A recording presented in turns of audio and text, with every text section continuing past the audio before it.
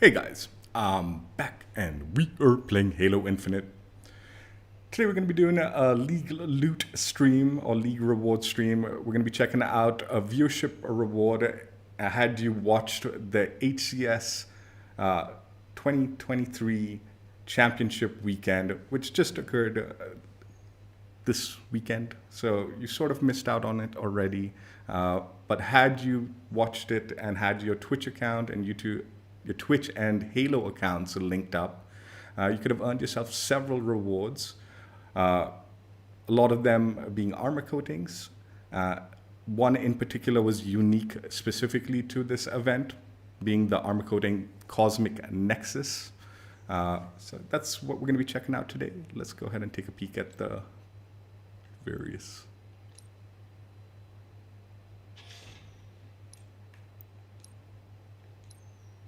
So yeah, Cosmic and Nexus armor coating. This one was the viewership rewards for the HCS 2023 championship weekend. And it was throughout the weekend, they added more and more cores as part of the viewership rewards, like they do and have been doing for a while now. Each day they'll add some new rewards, but if you decide, you can kind of stack all the rewards at the end, depending on how you want to play it out. There's also a specific coding or core set aside specifically for the co-streamers. Not to mention also some weapon charms and all that other good stuff to be earned throughout this particular weekend. So yeah, let's go ahead and take a peek at the various cores and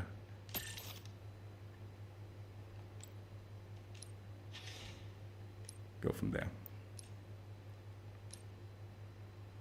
Mark VII. This one in particular, the Mark VII core, was reserved for the grand finals match. So you needed to actually watch the very last series of matches or whatever, rounds, the grand final specific match, not the day, the grand actual final matches.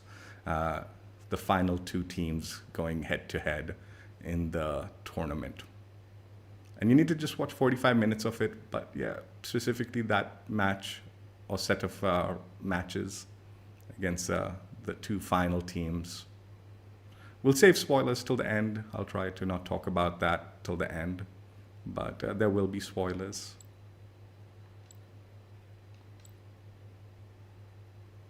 There's also the Smellbringer coating that you could earn throughout this event. That was an old marketing promotion coating that they had, but they included it as a free reward, viewership reward included with this particular event, which was pretty nice of them. The Mark V. For obvious reasons, we'll not redo another stream specifically for the Smellbringer coating. We've already checked that out as when it was released for the marketing promotion that they had tied to it. But yeah, this one was unique for this particular event. And if you're a little worried, like, oh, I missed out, I want this coating, don't worry. The HCS viewership rewards, they tend to do second chances. You just need to kind of keep an eye on Twitch to see when some of these coatings will come back. They'll kind of dole it out individually per core for specific community events and community tournaments and stuff like that.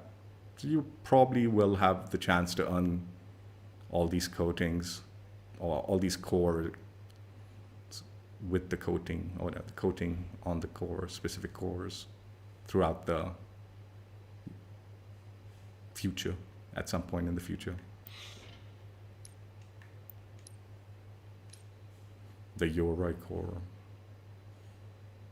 Now, most of these cores were given through the viewership rewards throughout the event days. There's 3 days of events or tournament action. And yeah, you needed to watch, they added two cores per day. And like I said, if you wanted them immediately for those specific cores, you needed to watch on those days. Or you could potentially just kind of watch the final day or whenever to kind of stack the rewards, viewership rewards that you hadn't yet earned. Obviously, the grand finals Mark VII coating, that you had to wait till the very final match before you could potentially unlock it. But over the course of the few days, they added two cores each day, and like I said, earn them immediately or stack the viewership whenever the final day. Eaglestrike.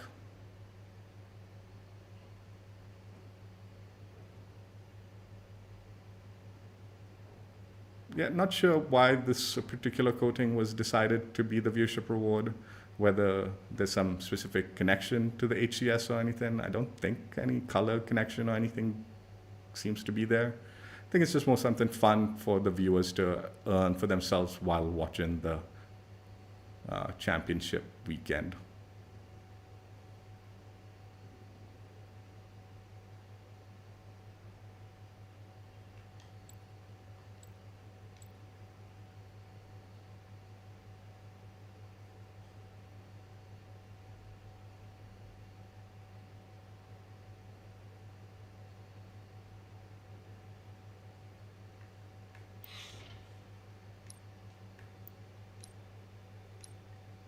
Rakshasa. I do like the black elements to like the shoulders and all, like in some of these cores, looking good. Like in this one in particular, I do like it. And it complements the color scheme well, I feel. And the same goes with the steel. In specific cores, the steel elements look really good.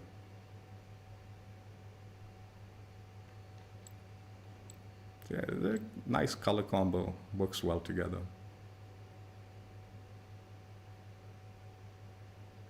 It seems odd, like I usually wouldn't really like this kind of specific green and pink colors individually, but combined together it works out well, I feel.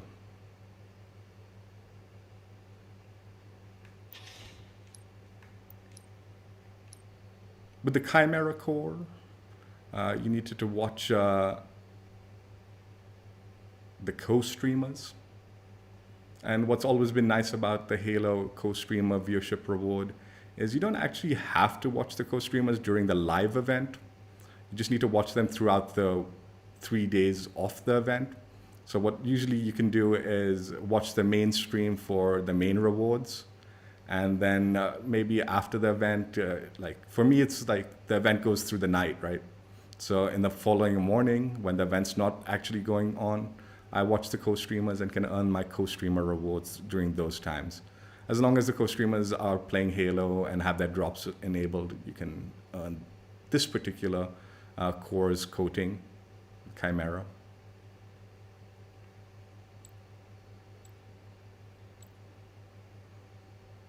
And like I said, there was also the smell bringer coating that was part of the old marketing promotion, was also included, and had the same cores tied to the coatings for the same viewership days. So for this co-streamer one, not only could you earn this Cosmic Nexus coating, but you'd also earn the Smellbringer coating. And both those times, you didn't have to watch separate 3-hour time slots. They both kind of like stacked together, and you could earn both together, which was very nice of them to do. Mirage core. Like in this one, I really like the silver touches to the core. Looking good. Yeah, I feel like the way they've kind of combined the black elements and the silver, or the steel elements, and then the pink and green, they work really well for each individual core in their own sort of unique way.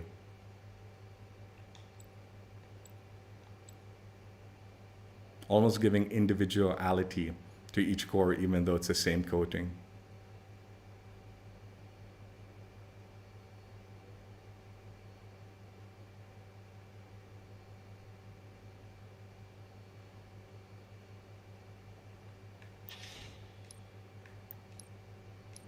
And finally, the Hazmat core.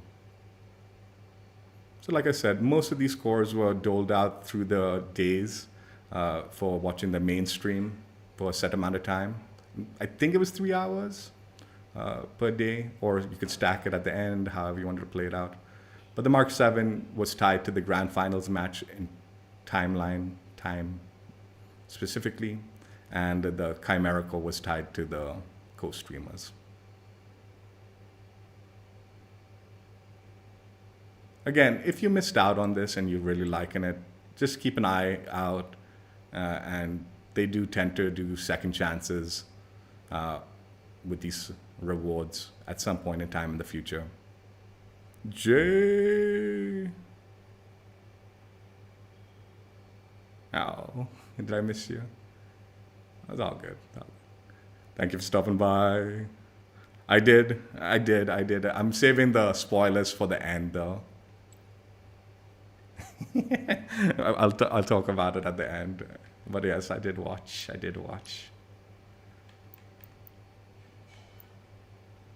All right, let's play some quick play and then maybe a game of big team battle. We'll keep changing up the cores for each match.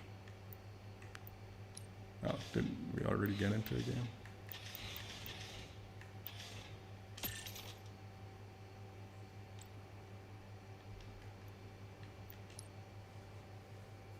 This is a take 2. I got dutied on the first game. To do a quick restart.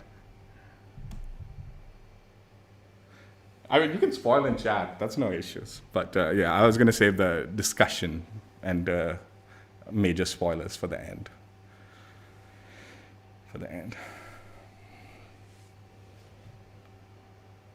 One flag.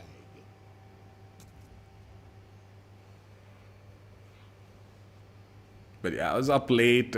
I ended up having to watch the grand finals afterwards, though. I just watched bits and pieces because I kept on passing out. And then woke up and watched it fully through. It was good, but also brutal. We'll say that much at least.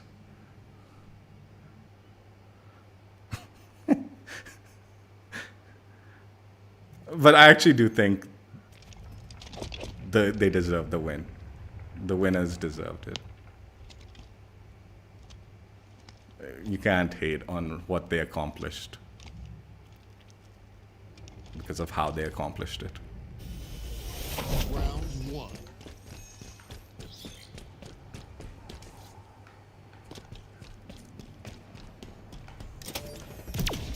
Oh man, I need to learn how to do this properly.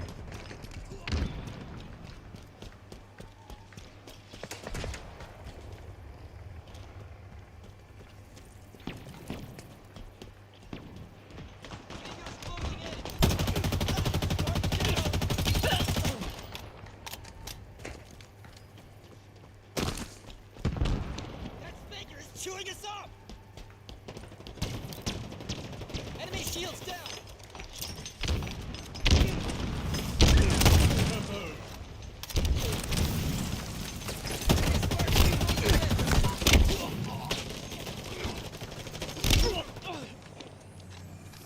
Yeah, they did. All right.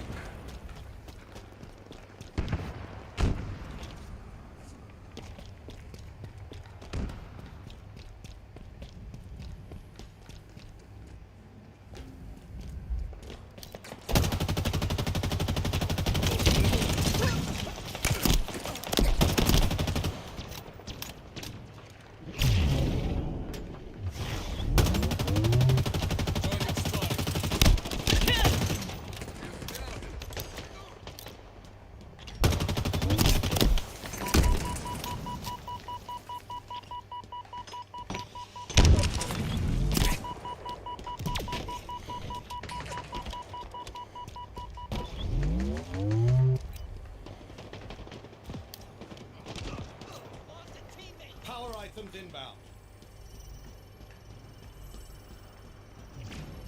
Our forces have seized the enemy flag.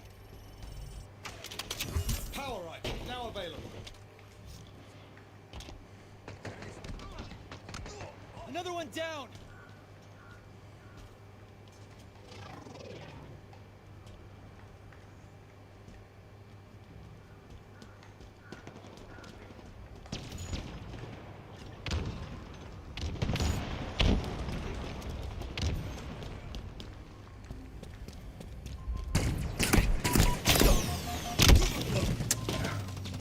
Enemy flag returned.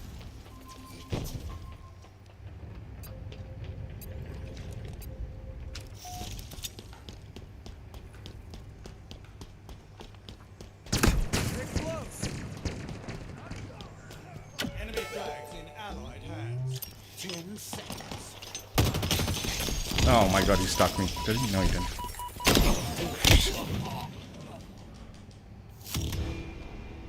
Sudden death.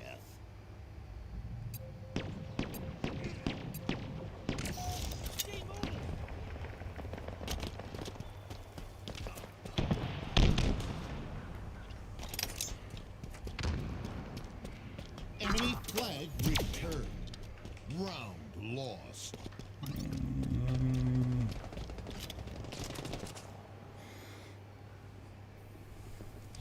Round 2. That was then, this is now.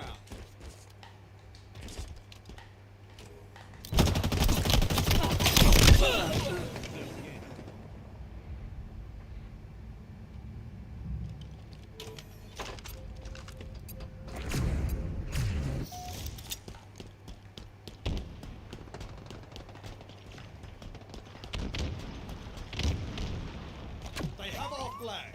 Take it back. We have eyes on the enemy flag. Chill.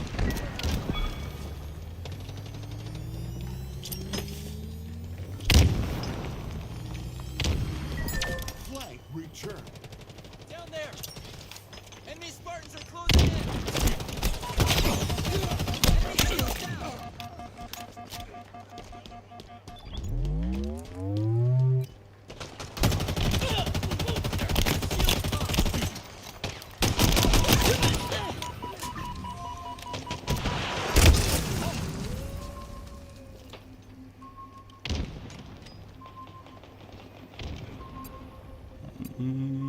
Why did the rocket guy go off to...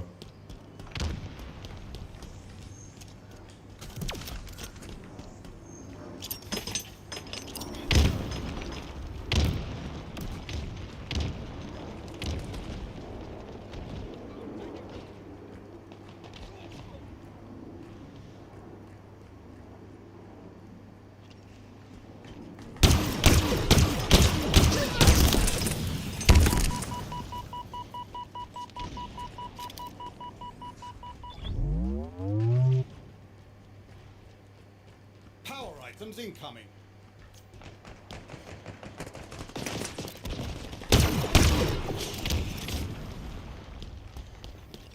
Power items now available. Lost another one of that sniper.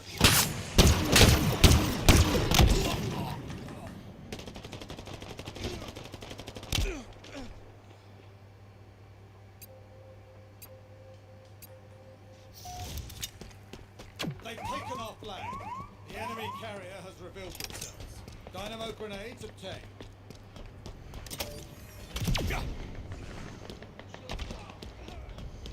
We have eyes on the enemy flag carrier.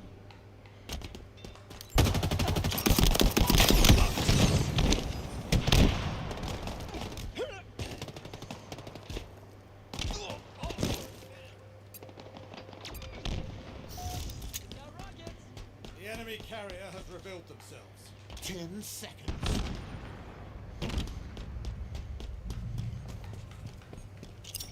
Enemy captured your flag. Round lost.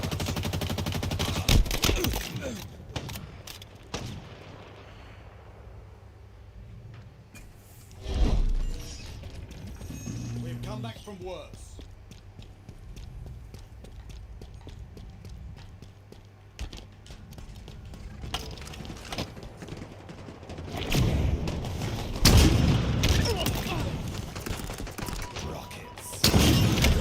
Double kill.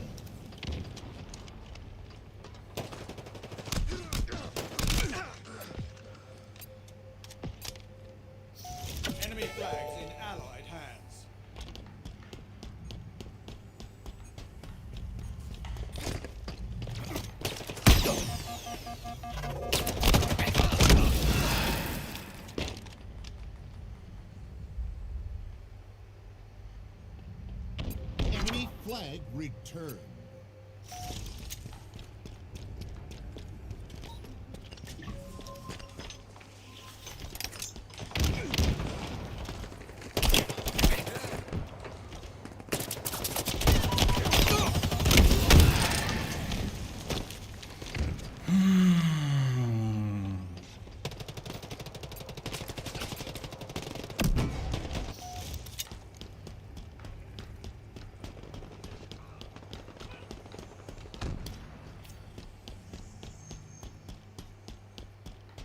Our forces have seized the enemy flag.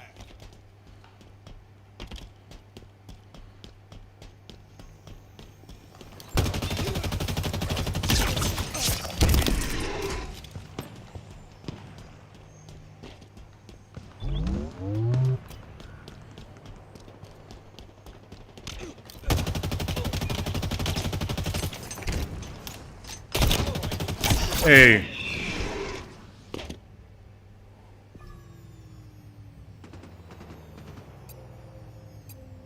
Enemy flag returned.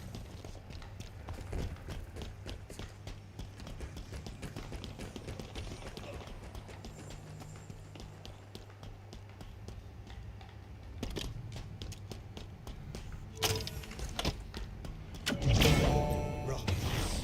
Enemy flags in Allied hands.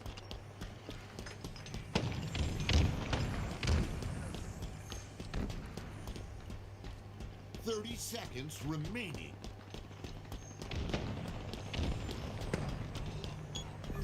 Enemy flag returned.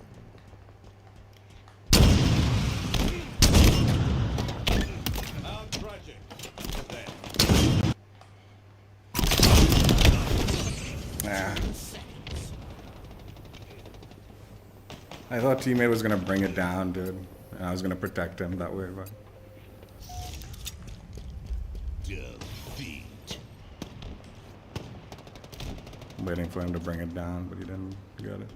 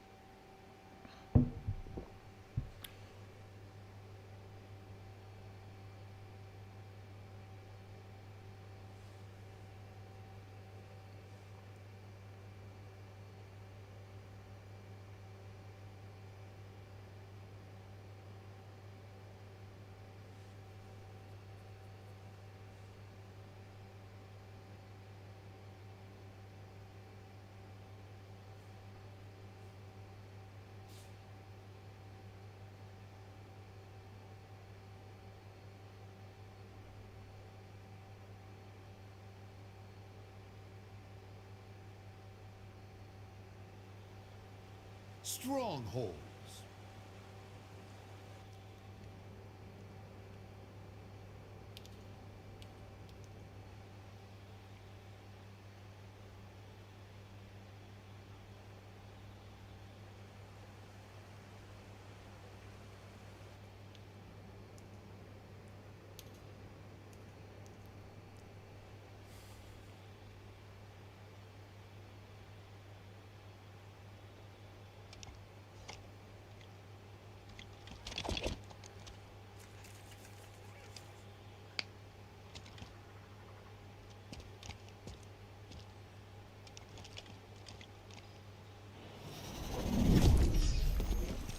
Lay claim to the zones and defend them.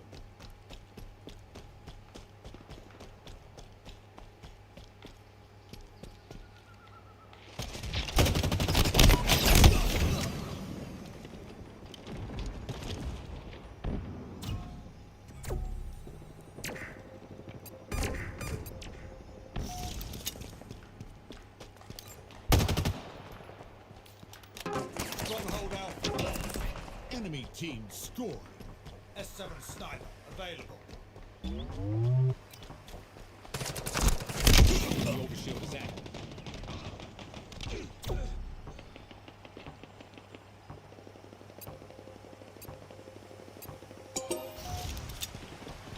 Energy sword inbound.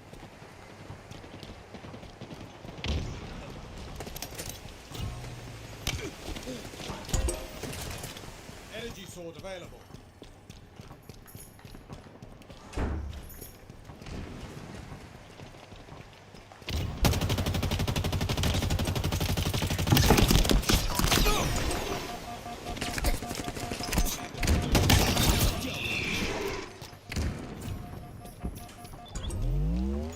A fitting commendation.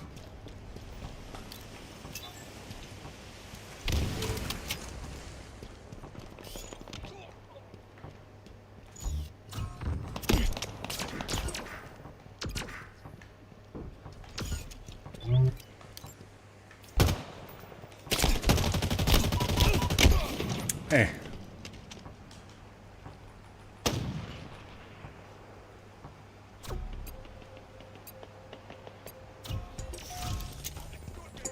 Stronghold Alpha is ours. Your team scored. Overshield available. Stronghold Bravo lost.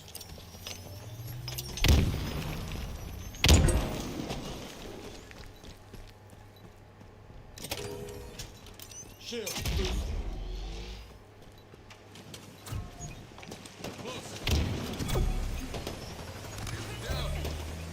The enemy has captured Alpha.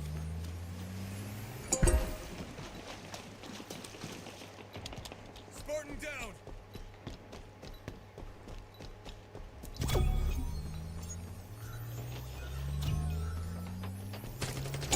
We've captured Alpha.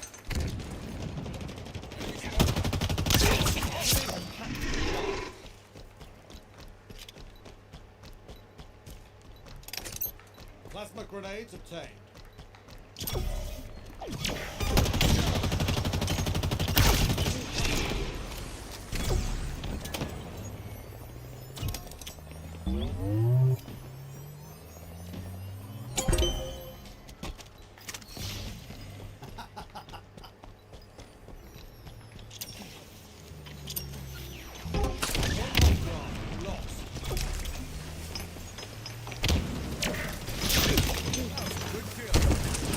The enemy has captured Alpha. It's yours. Now we keep it that way.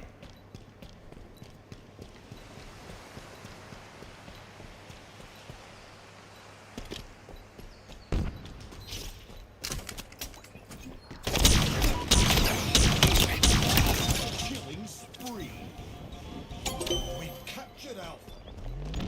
Red letter day indeed. Overshield inbound.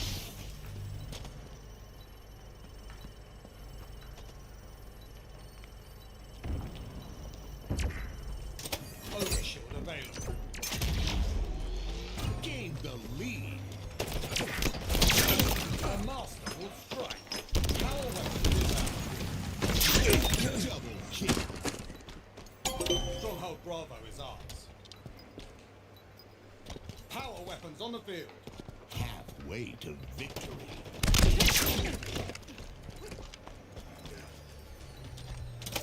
The enemy has captured Alpha. Double kill.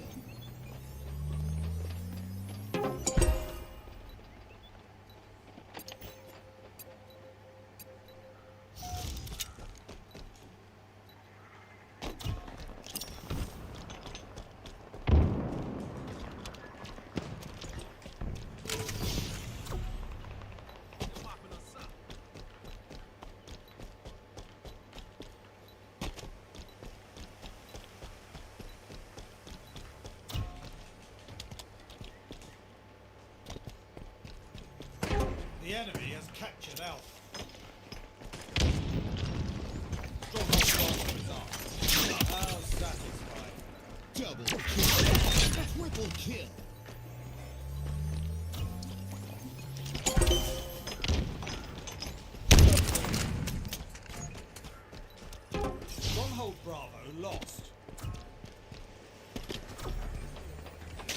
Another one down.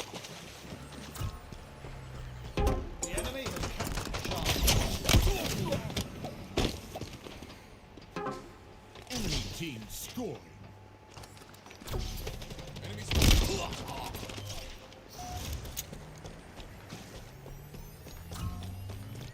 We've captured Alpha. Ownership failed.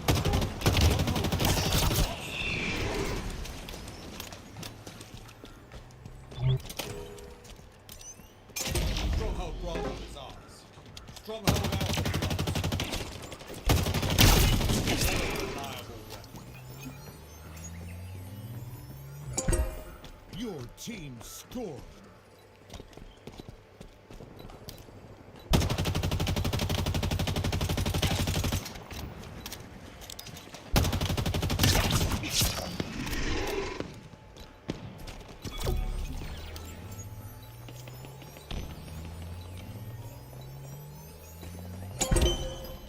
Nearing victory.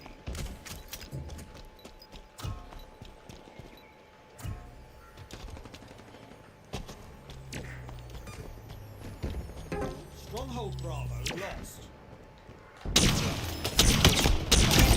What an extraordinary weapon.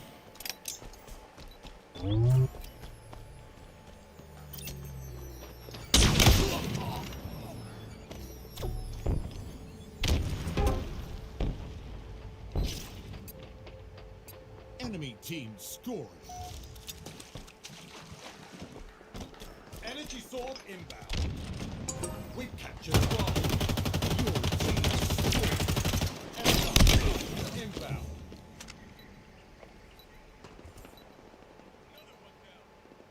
Victory.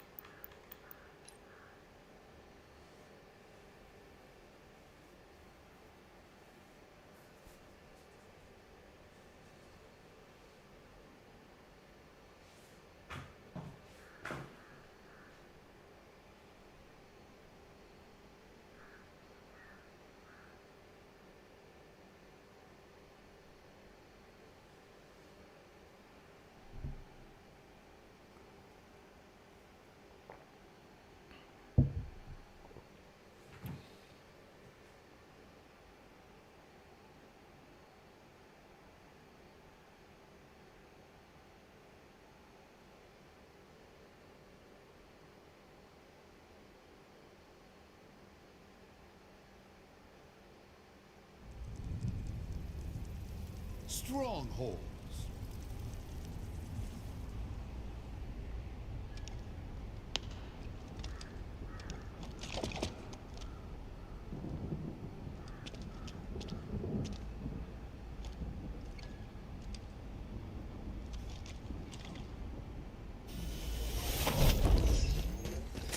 Lay claim to the zones and defend them.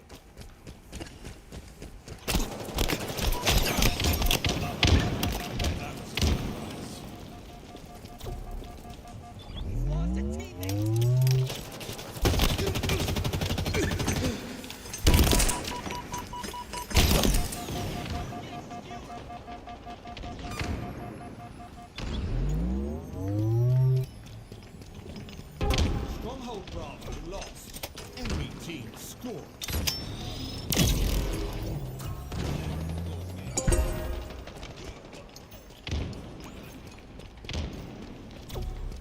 Stronghold Alpha lost. Your team scored.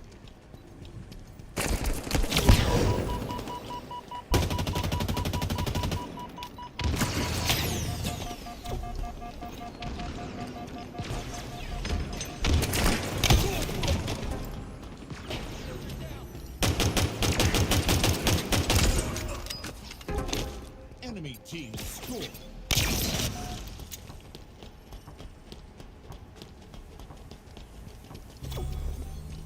The enemy has captured Bravo.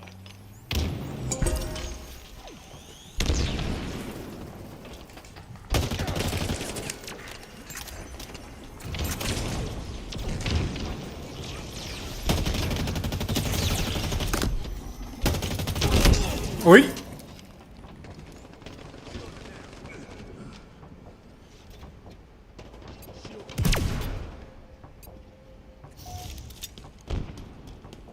Quantum translocator inbound.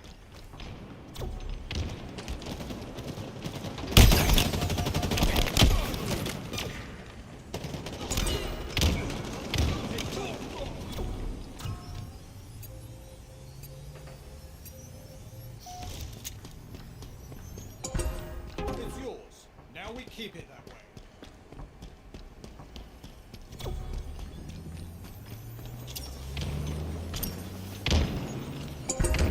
Your team scored. Oi!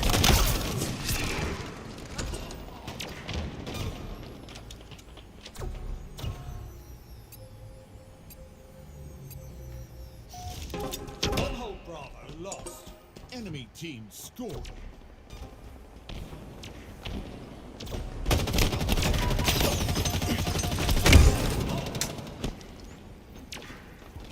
Dude, what the fuck is that all about?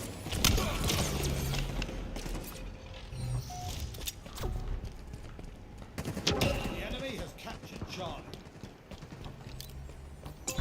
Stronghold Alpha is ours. Enemy Spartans are closing in. Your team scored.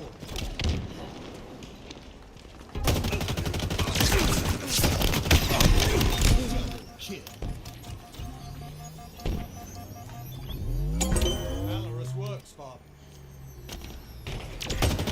The enemy has captured Alpha.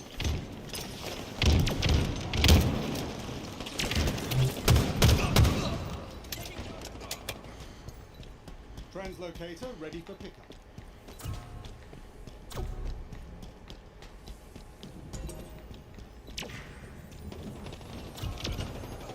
We've captured Alpha.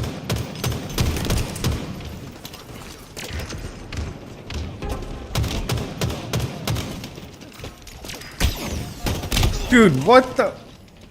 Down there.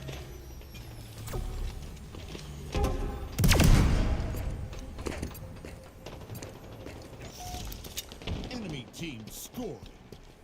Tango's closing in.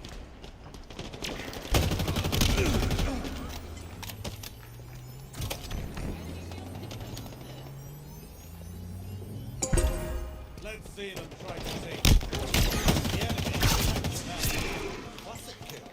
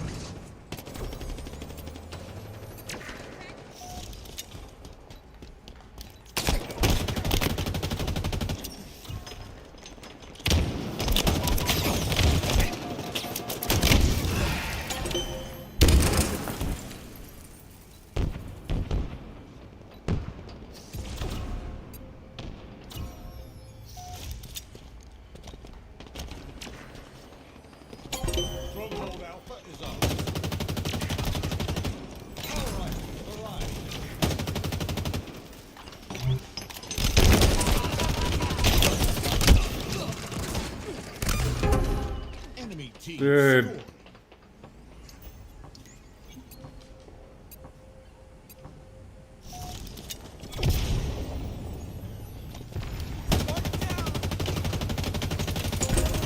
Your team scored.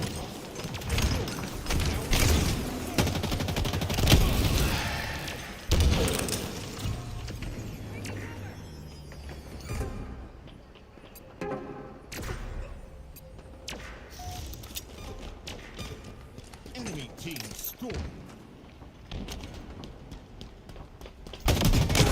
Stronghold Charlie lost.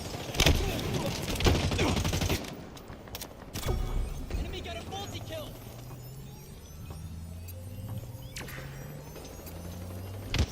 We've captured Alpha.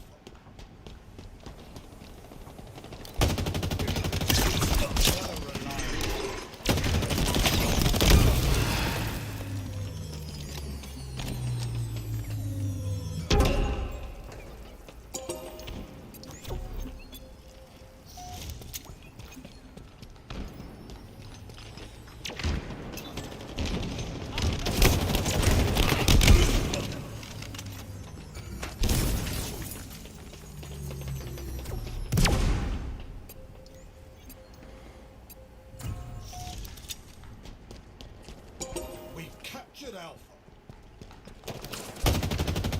Stronghold Charlie lost. Quantum translocator inbound.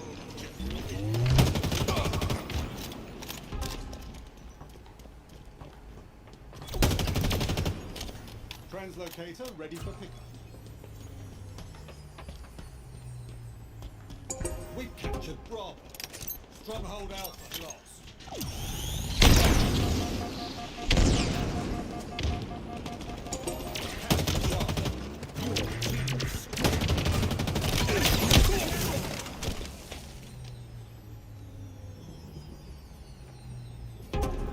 Enemy team scored.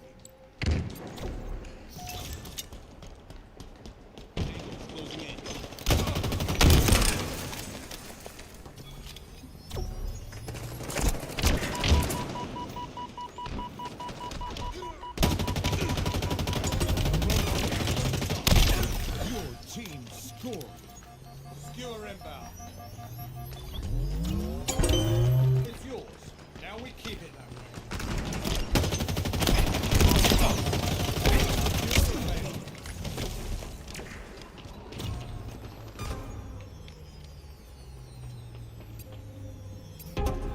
Enemy team scored.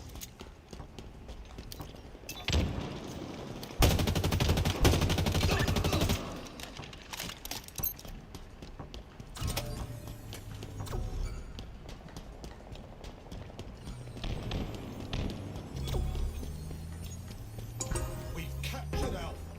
Stronghold Charlie lost. Your team scored.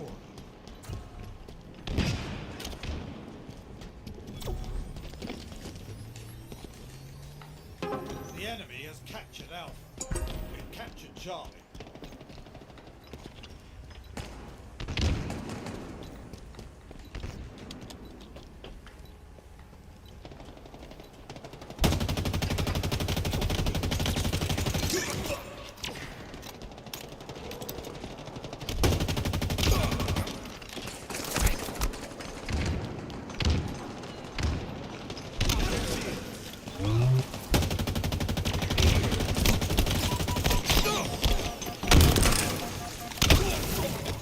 How is this not? I meleeed him in his face, man.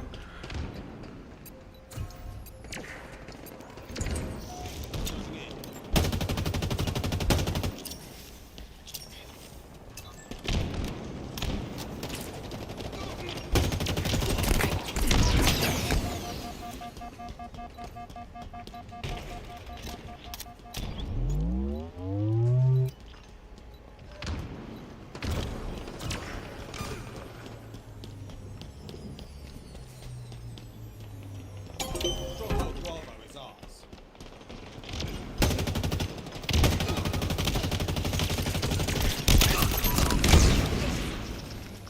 Fucking finally a melee connected. Enemy scoring.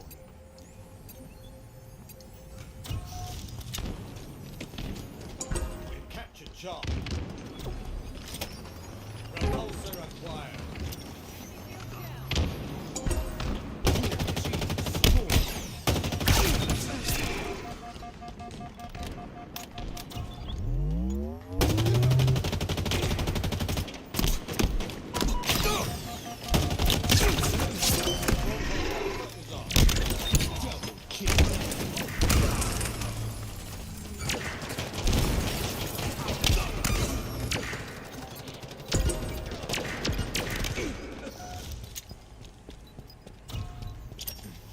Gain the lead.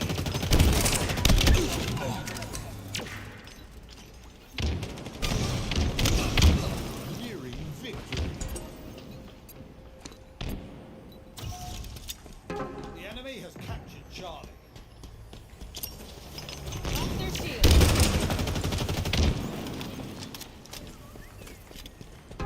Stronghold Bravo lost.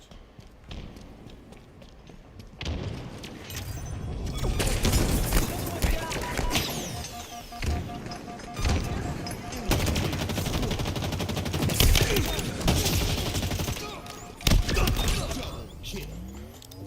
We've captured Charlie. Your team scored.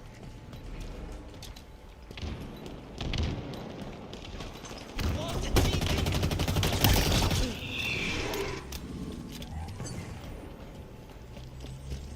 Stronghold Alpha is ours.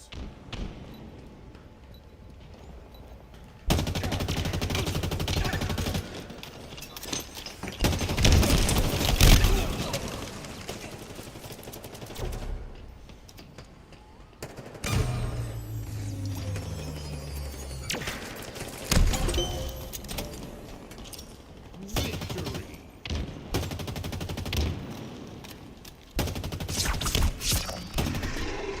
Let's go, dude. That was actually a pretty good comeback by teammates. I was struggling, man. I don't know what the hell happened with some of my shots and melee timings and all. Nah, I'm pretty sure there's some jank to the connection.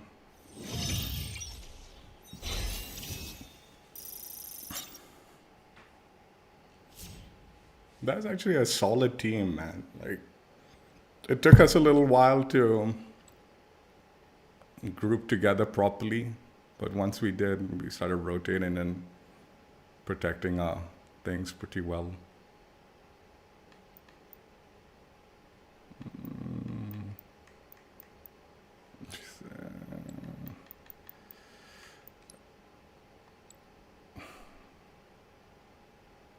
Let's do squad battles.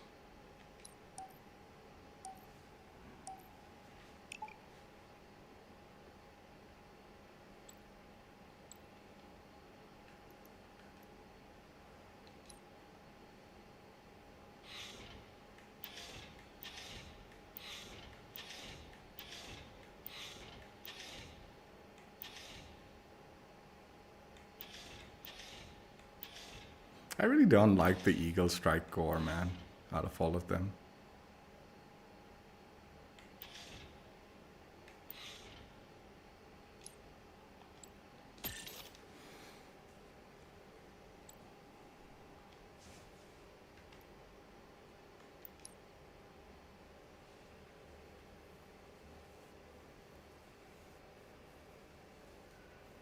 If they put me in that map, the inside the cave map, I'm backing out.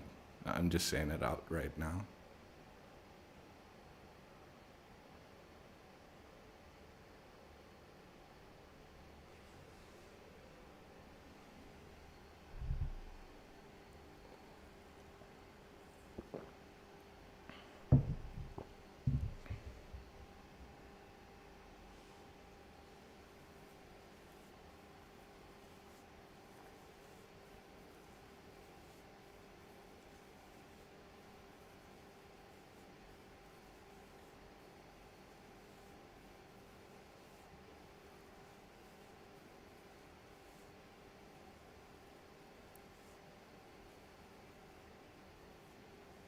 I kind of wish I could multi-select. Man, I hope that's a change with the season 5 playlist stuff.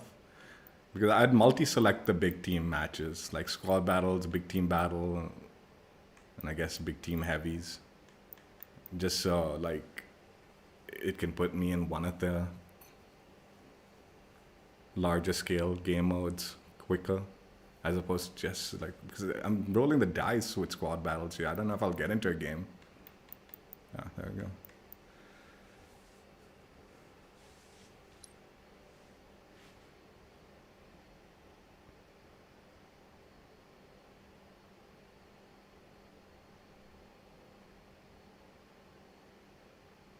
God, that team had such a lead on us, man.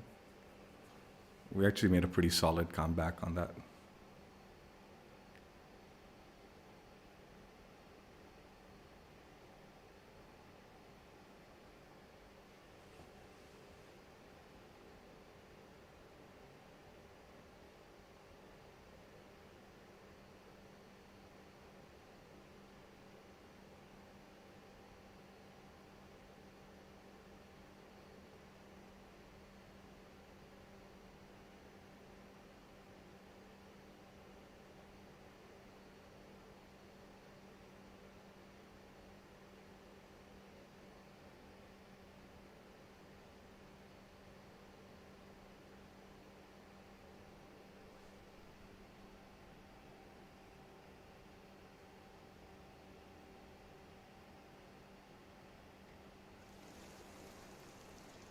Capture the flag.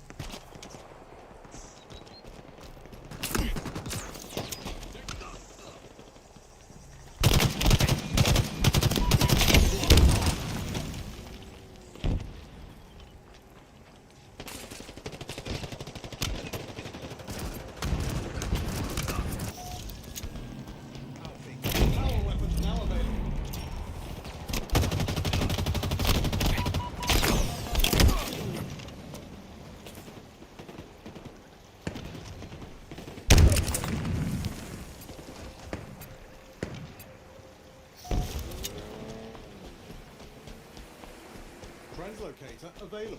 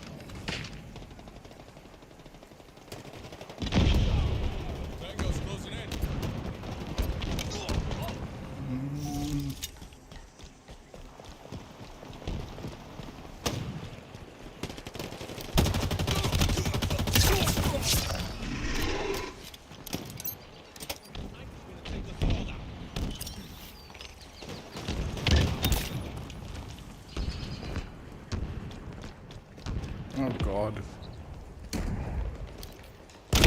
I'm fucking stuttering, dude. I saw him obviously, but I don't know what the fuck to do while I was stuttering. Incoming. I'm still stuttering. Translocator ready for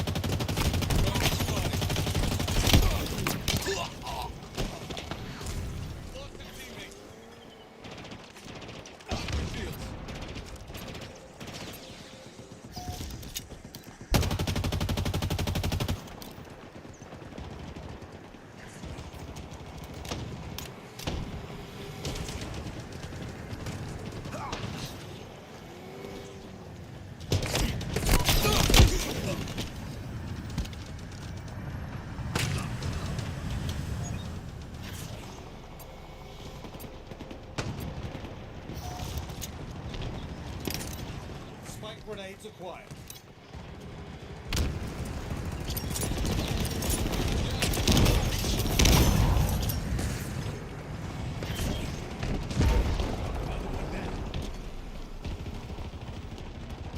They have our flag.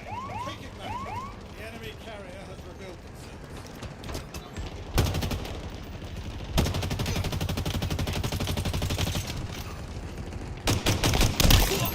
Very surgical.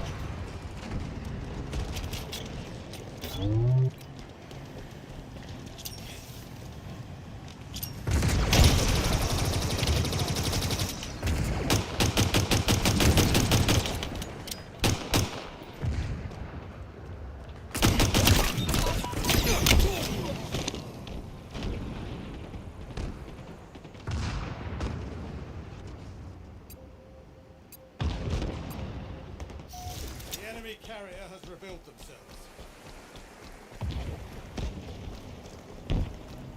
Power items inbound. enemy captured your flag.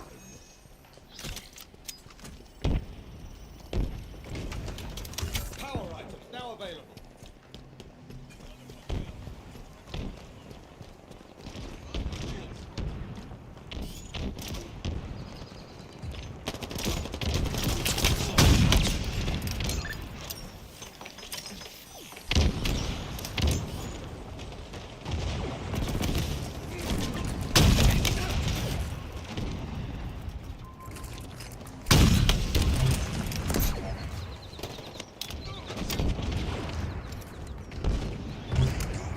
They've taken our flag.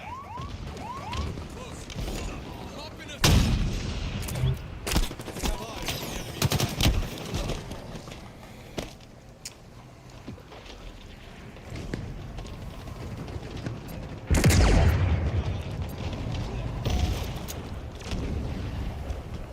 Enemy flag carriers. Nope. That was 5 too far. minutes remaining.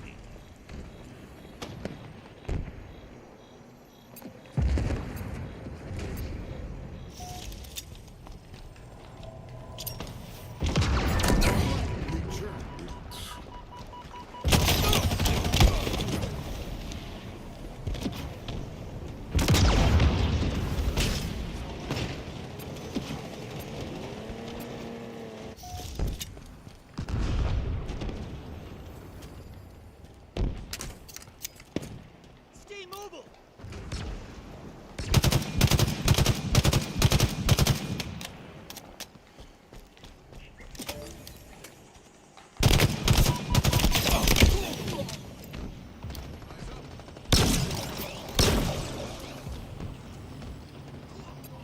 Down there.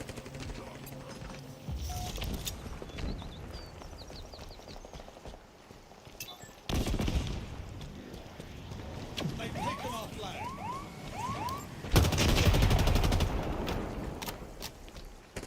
We have eyes on the enemy flag carrier.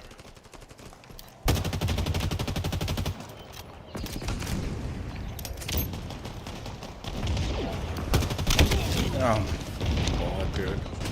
How they got the tank always and we don't have a fucking single tank, dude?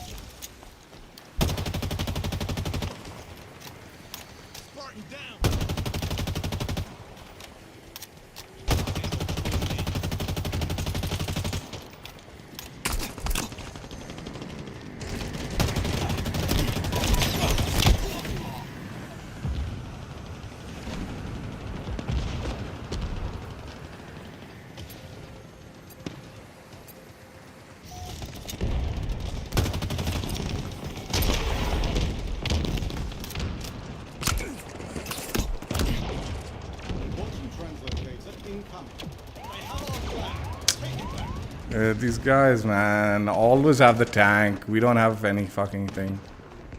Translocator available. The enemy carrier has revealed.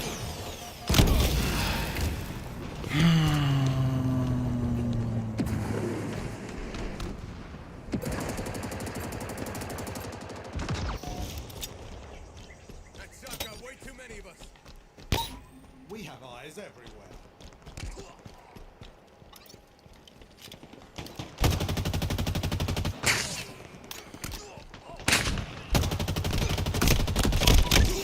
Yard sale.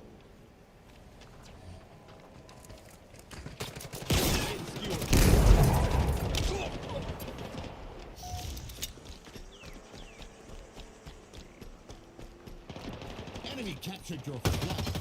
Defeat. How did they always have the tanks, dude? That tank spawned on their side every time, I think, dude. I didn't see a single tank on our side. Fucking big team battle games, dude. I tell you, they're so shit, dude. I mean, the fucking connection was janky as all hell, too, man. That didn't help.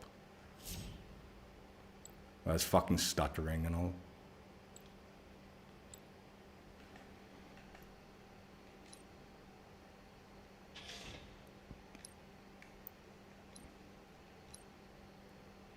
Cosmic Nexus Arbor Coating HCS Championship 2023 weekend rewards checked out.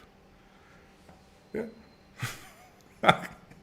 Got a couple of good games in quick play, man. Squad battle and big team, like, it's always a dicey thing, man. Like what you get in this squad battles and big team battle, connection wise and all that to do, man.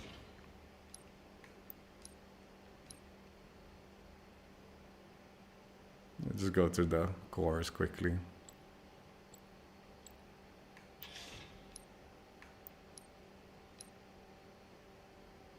That actually looks pretty good, man. I mean, I still prefer not such a flashy Yoroi core, but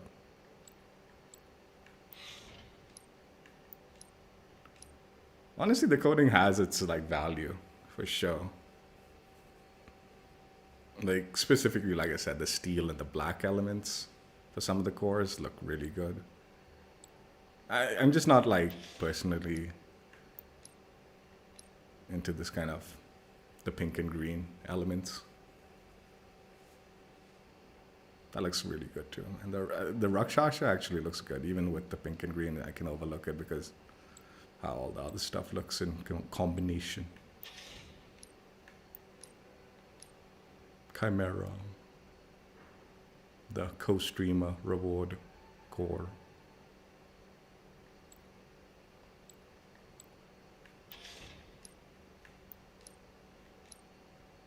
I do like the Mirage also.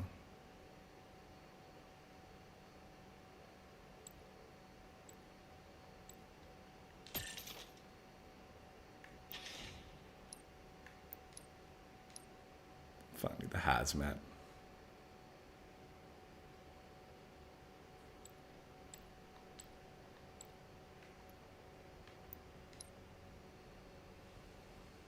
So yeah, rewards checked out, enjoyed, had fun, for the most part, except for that squad battle game. Whatever. There was something. How the fuck was that tank always on the opposite end? I thought they fixed it so like the vehicles were evenly distributed. I guess not so much so in squad battles. Maybe that's just a big team battle fix. I just wanted to quickly tell ya what the timings and dates were for each core. So from the 14th to the 16th, as long as you were watching the main channels, you could unlock the Rakshasa and the... It's got to be more than the Rakshasa. The Rakshasa and the Mark V for both the Cosmic Nexus and the Smellbringer. Then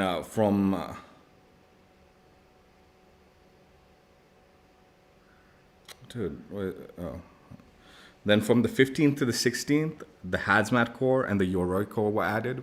So, like I said, from the 14th to the 16th, anytime if you watched for 3 hours, you definitely unlock the Mark V and the Rakshasa. Then from the 15th, they added on top of that the Hazmat and the Yoroi.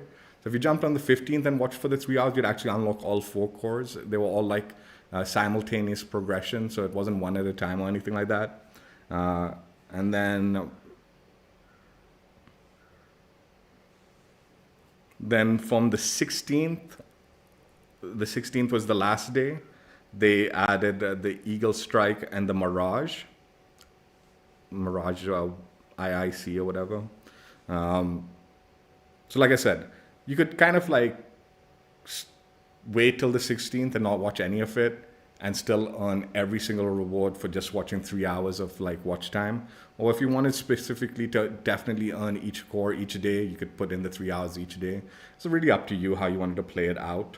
And all of these cores included both the Cosmic Nexus and the Smellbringer coating. Like I said, the Smellbringer, I already did a stream checking it out as a marketing, one of the marketing mayhem streams of mine. It was a core. The Smellbringer was the core tied to this soap promotion. What was the soap called? I forget what the name of the soap was, but like it was a soap company, and they had like a Halo Spartan scrub soap, and that was the initial way of earning the thing. You had to buy the soap bar, and then there was a code that would unlock the Smellbringer coding for all your cores, the current cores. And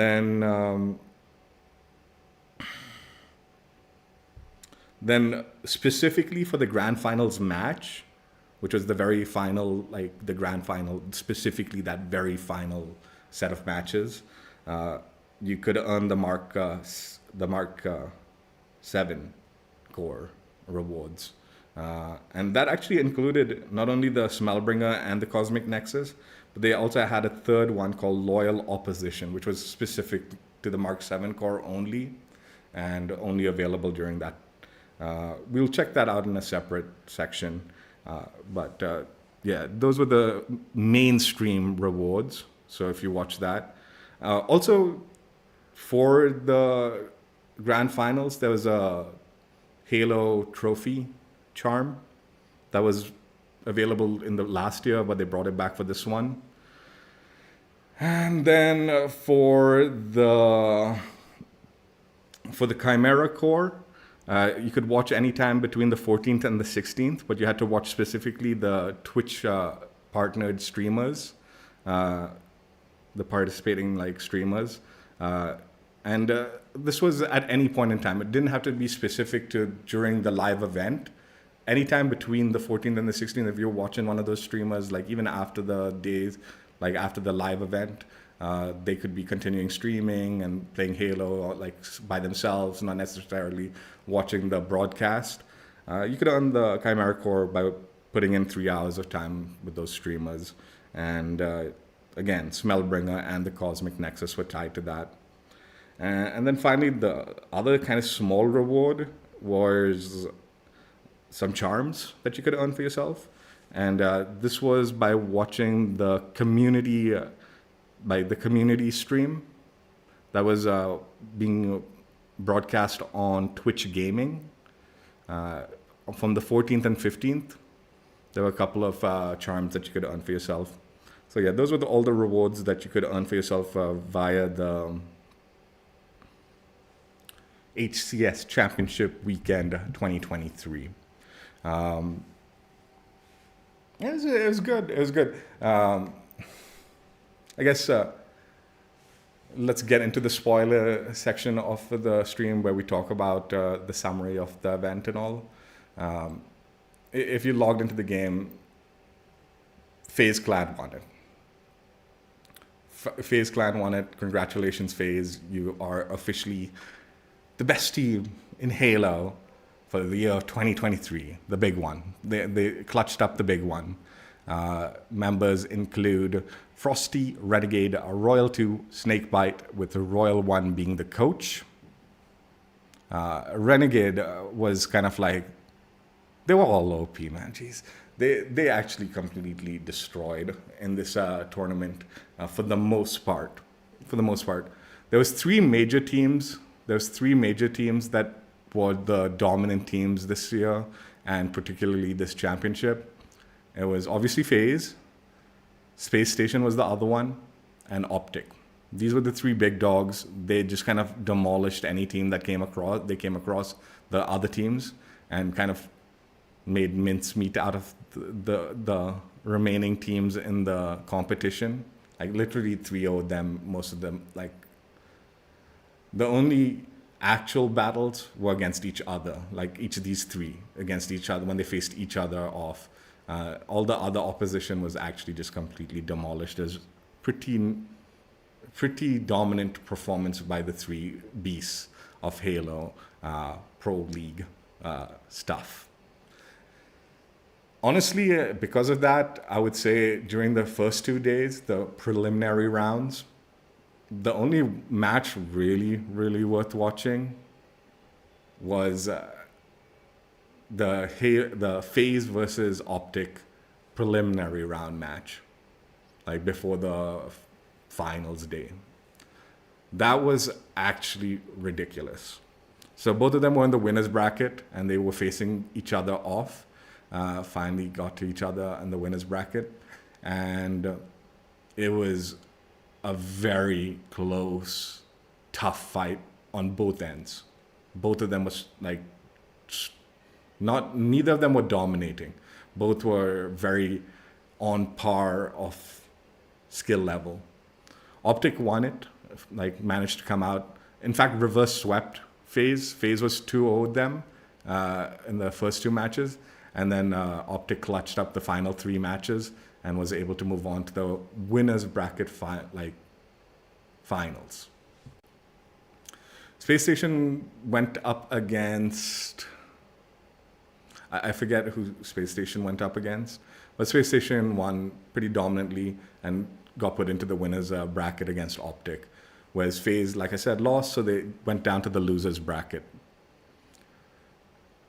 Honestly, for me, I was kind of rooting for Optic throughout the series, mainly because I love Formal. Formal's like one of my favorite. Like I respect his career a great deal, and wanted to see him succeed this year again. So I was rooting for Optic mainly because of Formal. I do like the other members like APG, Trippy, and Lucid. In fact, I really like Lucid. He's actually a very cool customer character, fun to watch while he's streaming also. But Formal was my main man, and I was rooting for him.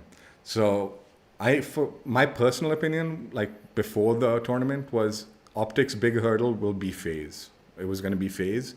So seeing them succeed and sending them to the losers bracket, I thought, okay, this is going to be a little bit more smoother sailing. Space Station would be a good fight against Optic, but I felt Optic had the edge on them, so I was like, okay, hopefully this is going to seal the deal, sending Faze to the losers bracket. Come the finals day, okay, the finals day kicked off, and Faze went up against the Sentinels.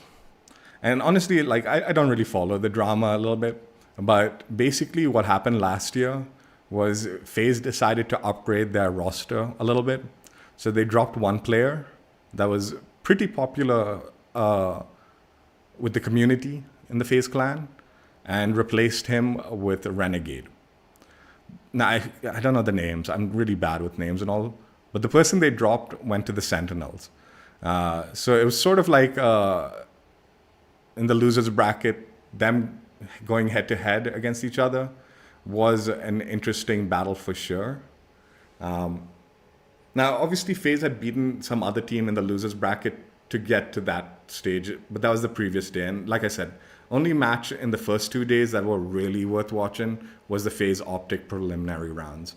And then when Faze got knocked down, they beat one of the teams and then went to the kind of, I guess it's the semifinals of the losers bracket where they went up against Sentinels. Now, the one thing I did feel though when watching the preliminary round Optic versus Faze was an extremely scary team to be playing against during this major. In fact, throughout, I actually just felt they had fallen off in the previous 2 majors. So I wasn't expecting as much of a fight from them this championship. And they very much surprised me during the preliminary match against Optic, to the point that I definitely felt a rematch would have been a very entertaining thing to watch.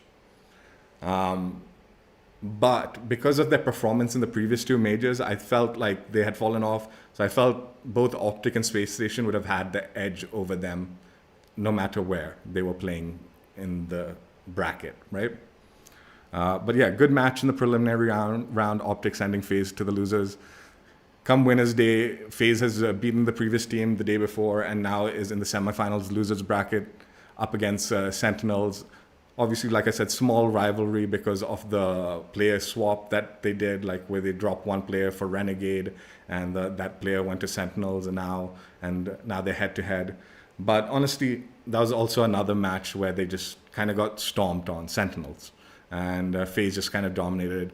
Not exactly, like, dude, seeing that kind of stomping throughout the whole, like, tournament, like I said, not exactly the most entertaining thing because it's like, yeah, you sort of knew who the 3 big dogs were, right? Like Faze, Optic, and Space Station. And they sort of like, it played out the way you'd expect it to play. In fact, to the point where it was, like, kind of disappointing to see the other teams even try to, like, fight back because it didn't seem like they had that chance this year. Then Optic versus Space Station, a little closer match. I honestly felt Space Station wasn't performing as well as I would hope. But again, I was rooting for Optic, and Optic beat them and sent them to the losers bracket. I actually kind of liked both Space Station and Optic this year as teams. And I had a lot of respect for Faze because I knew they were a good team. But wasn't necessarily rooting for them in any specific way. So losers bracket finals, Space Station versus Faze. I was going to be under the impression Space Station was going to not destroy, but would be able to handle the Faze barrage. And I was like, yeah, Space Station will probably beat them.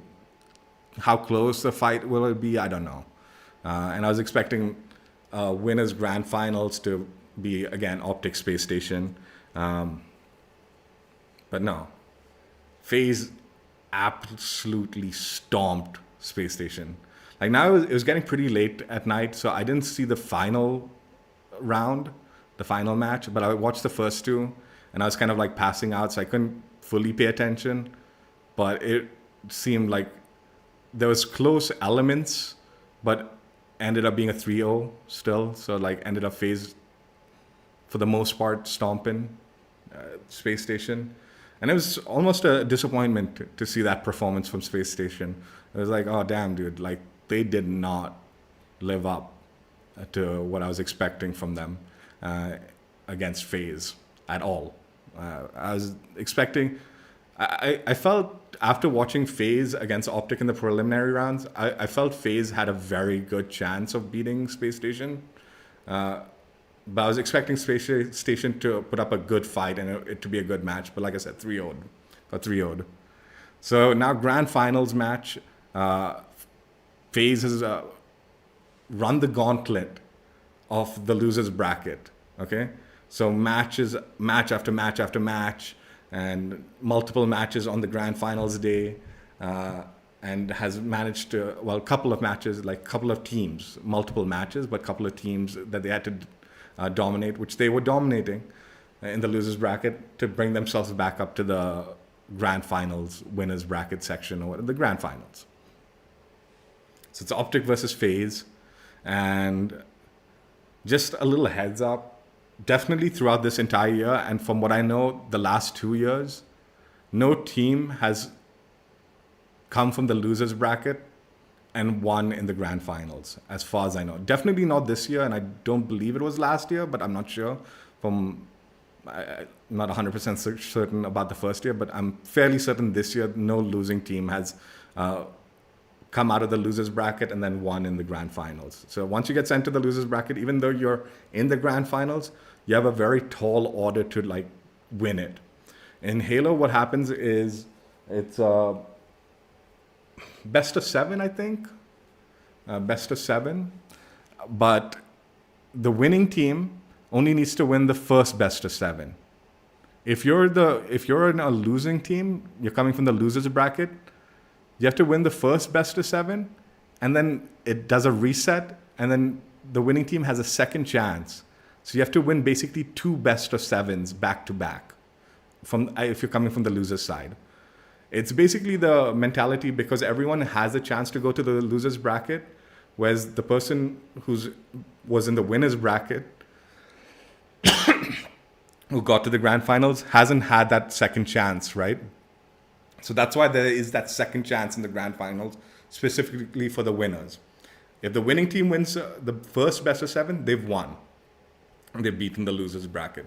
If they lose the first best of 7 against the losers bracket winning team, then a reset happens and another best of 7 happens, and whoever wins that second best of 7 is the winner. So like I said, no one from the losers bracket has done that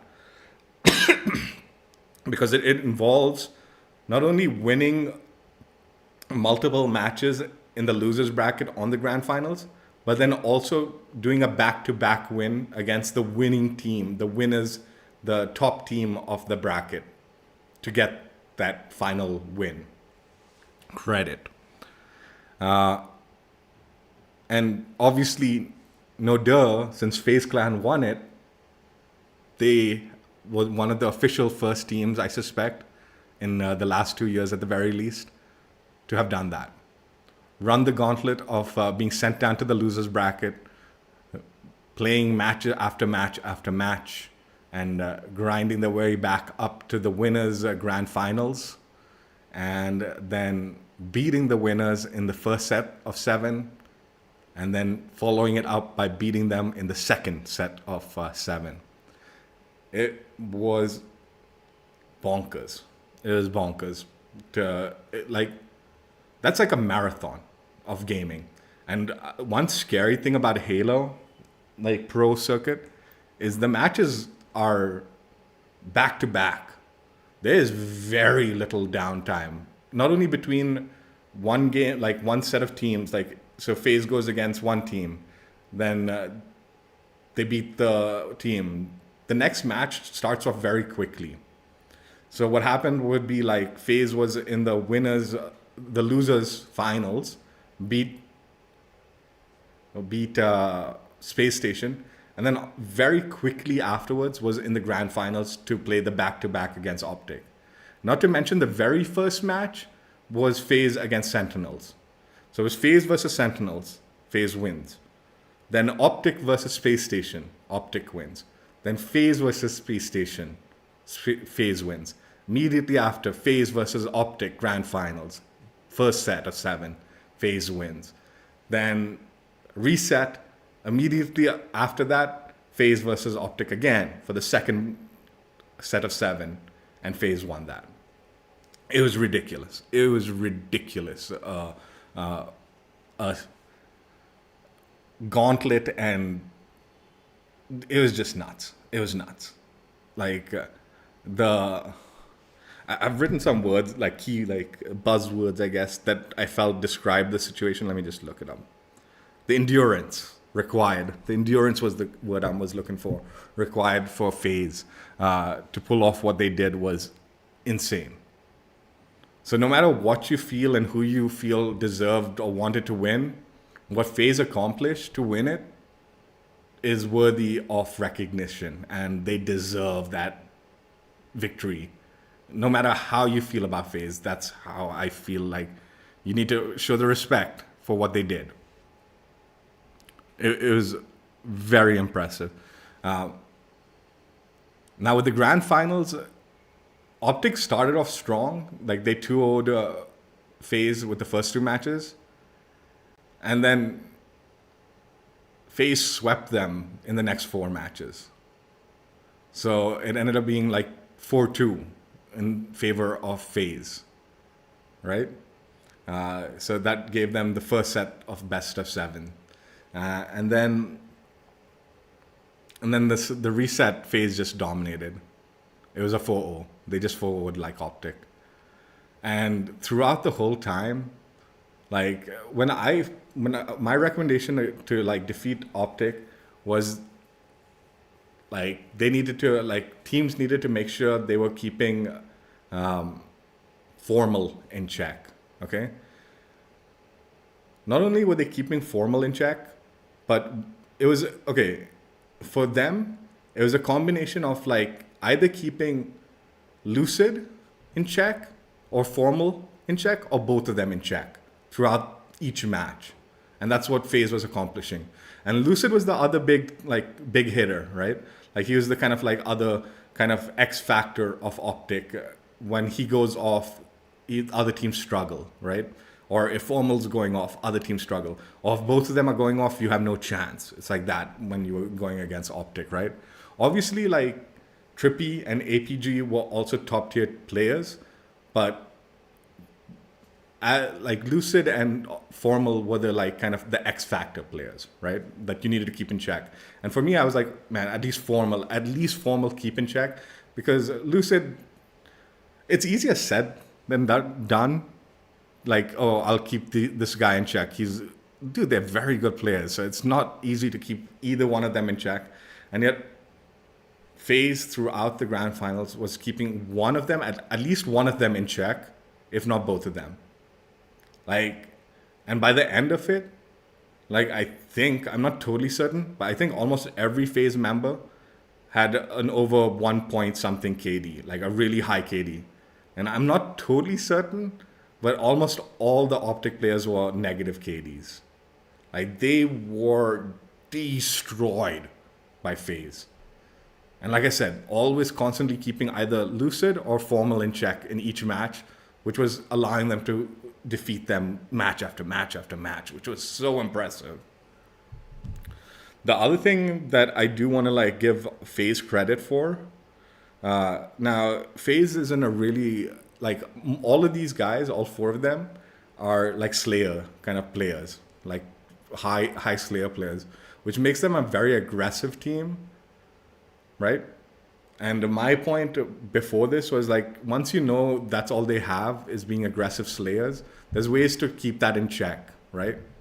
By backing off and all. And they needed to like have that discipline to go defensive at times if they wanted to succeed.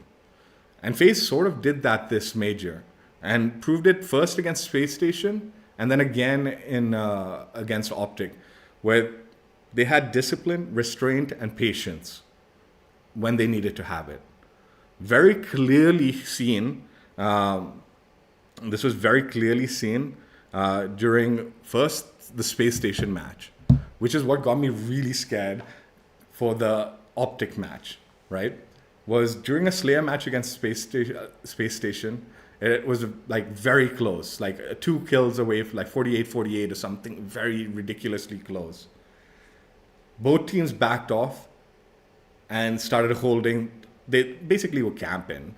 But for an aggressive player, a Slayer player and all that, that gets very hard to do because you want to be aggressive. You want to pull off that aggression, right? But in such a scenario, and specifically like that, it is not wise to play aggressively like that. You need to kind of back off and have all your teammates' backs. So if one person on the enemy team makes the mistake of pushing, or they all push, you can kind of counter that by being disciplined and have patience, right? And you saw them do that and succeeded against Space Station. Like it got to the point where Space Station felt they needed to make the move for the win, they made the move, got a kill, but the other members were prepared in Faze to counter, slam the like nades into them, finish them off, and won. And then a very similar scenario happened against Optic in a Slayer match, where it was 48 or 49, some ridiculously close number.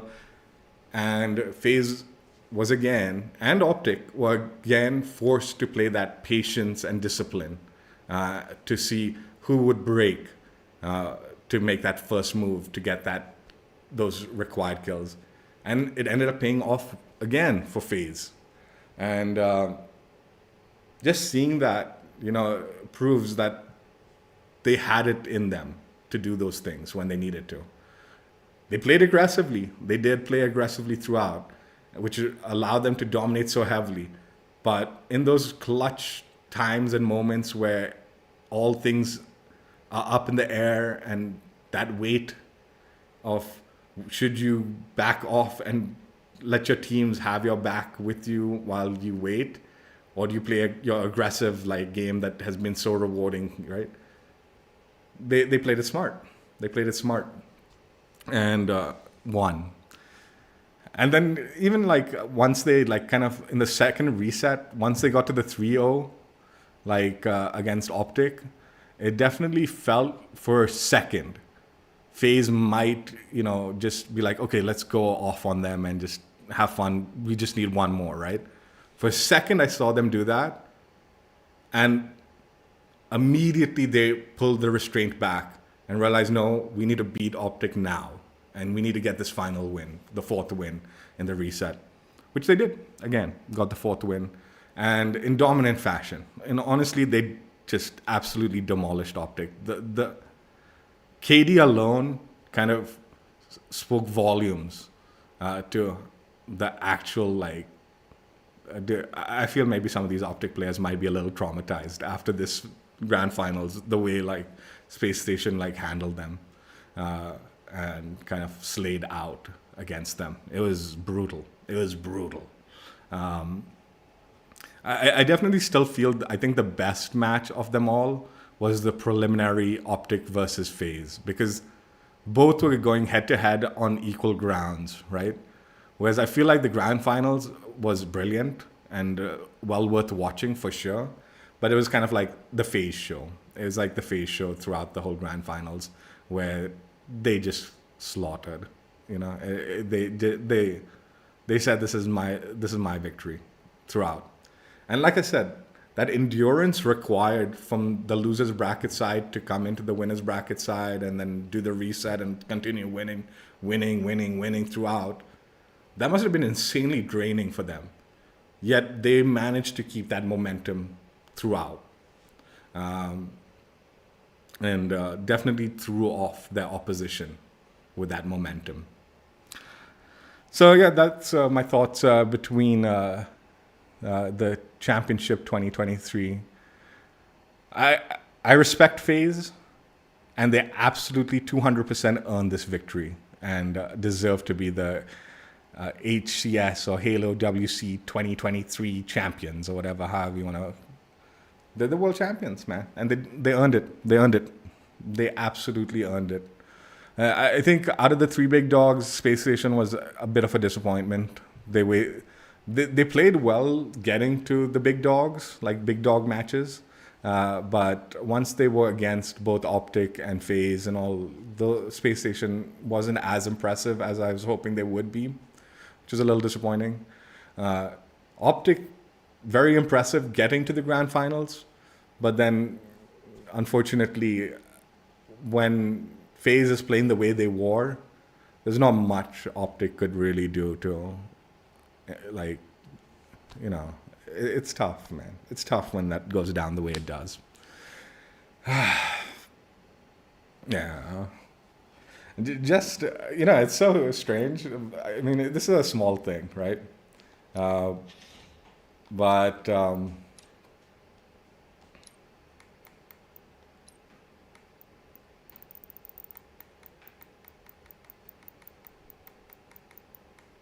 this was the grand finals day match charm that you got. Like I mentioned, right, there was a charm that was tied to also the grand finals. Sweep success. And it's actually insanely fitting for this entire championship week, like, of matches. All three big dogs were sweeping the enemy teams, like the opposing teams, like 3-0ing them, 3-0ing them. And then in the big match of the preliminary rounds, winners bracket, Faze versus Optic. Optic did a reverse sweep. And then in the grand final, then again, Optic Faze versus what's it called? Space Station, clean sweep, 3-0ing them, and also 3-0ing Sentinels before that, and I think 3-0ing the team before that also, and then to get to the grand finals, and then to get the 4-win streak sweep against Optic after losing the first two, and then clean sweeping them in the thing. This is a very, very fitting charm for what we witnessed during the HCS 2023 matches. For those of you wondering, this was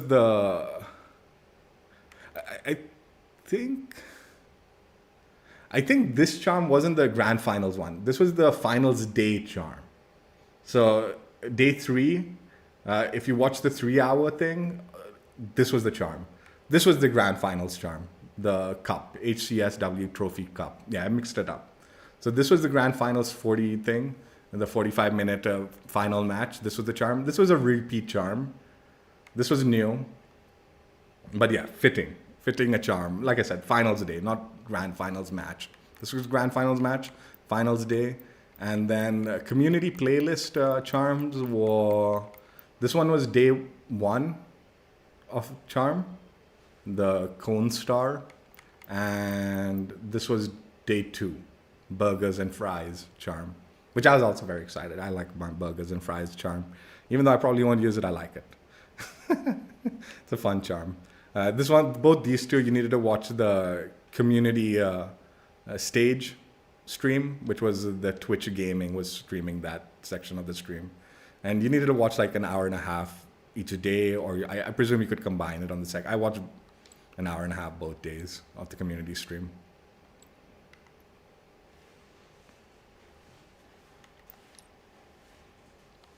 But yeah, big congratulations to Faze. And again, Frosty, Renegade, Royal, Snakebite, those were the players.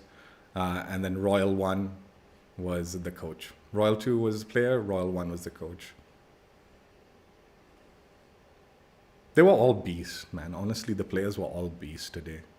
Renegade's kind of been the kind of X-Factor player for Faze. But even like Frosty and Snakebite and all, I think Snakebite is the captain, maybe. I'm not sure. Not sure who the captain, but they were all beasts, honestly, today. I mean, during the matches.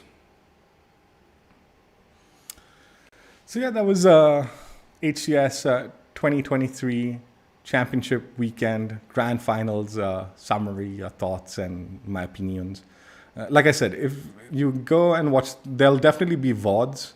I would highly advise going and watching the preliminary Optic rounds, and obviously the grand finals will still be entertaining, even though there was a heavy domination on the Faze side by the end of it. It's still worthy. It's still worthy a watch. I honestly still haven't watched the third match of Faze versus Space Station. I don't know if I'll go even back to it, man. I should. I was rooting for Space Station too. Unfortunate for Space Station. That was a bit of a disappointing performance on their side. That's it for now. Hope you guys enjoyed. There is a small bonus section, so maybe stay tuned. Check out my old streams if you haven't already. I'll catch you later. Bye. Yeah, it was exciting. It was tough to stay up, but it was exciting. And yeah, watch the VODs if you get some free time. I recommend.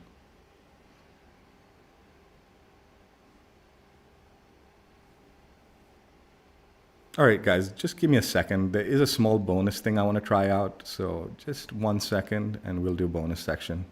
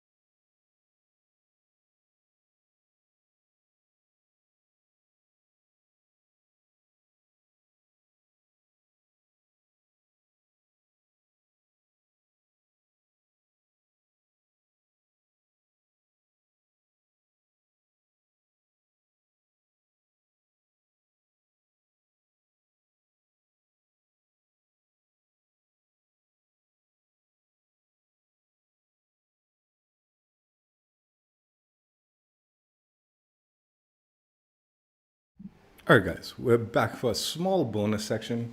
So as I mentioned during the main portion of the stream, there was actually one more coding that you could earn for yourself via Twitch viewership rewards. So again, this one was a viewership reward that you need to watch the grand finals match. So the final matches against Faze versus Optic. And you needed to, like the other coatings, you needed to watch for 45 minutes. And again, they were like all simultaneous progression. So none of them had individual segregated progression or anything. As long as you were watching the 45 minutes of the final grand finals match, you'd earn all three coatings. So what am I talking about?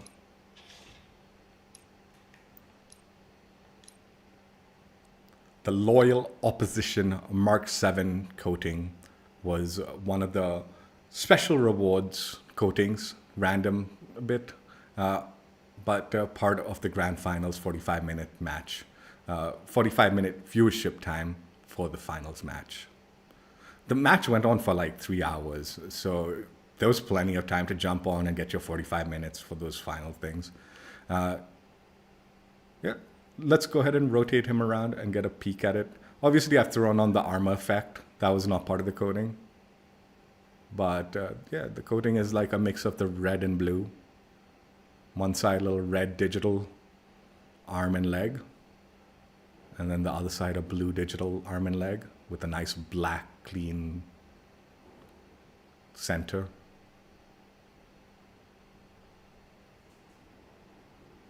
Yeah, it's a very cool coating, actually. I do like it.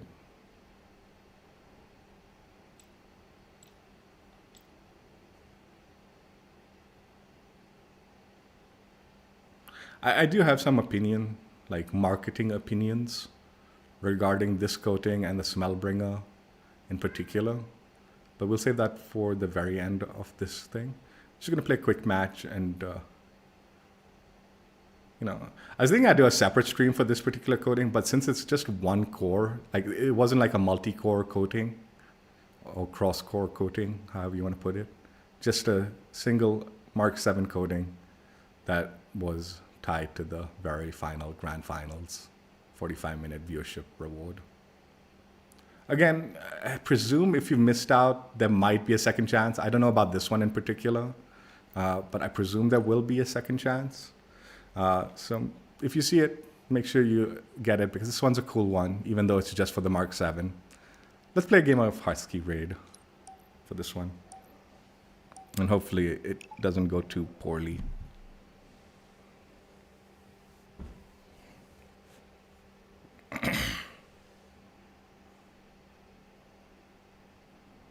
Yeah, I wrote some buzzwords that I wanted to remember for Faze. So this is what I had written down because the endurance of the grind, the run, the loser's bracket run, And then discipline, restraint, patience, and aggression. There's a brutal combination that Faze displayed during their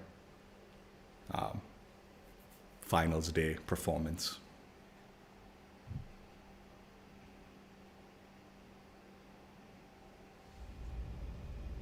Husky raid.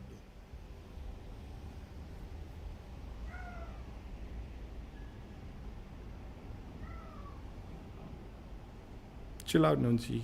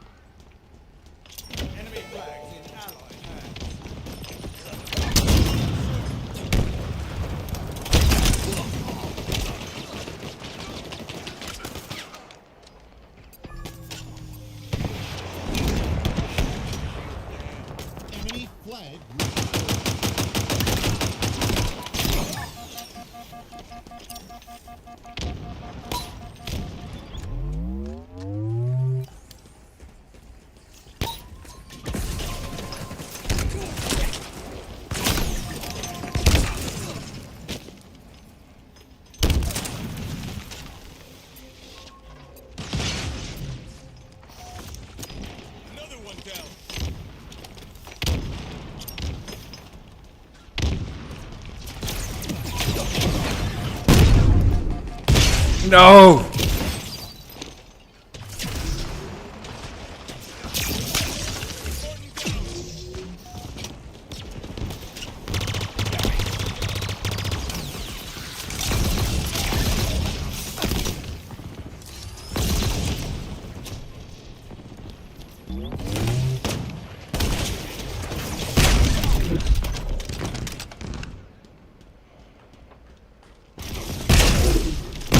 Hey, are you kidding? I landed that on him, man. I don't care if he wasn't there.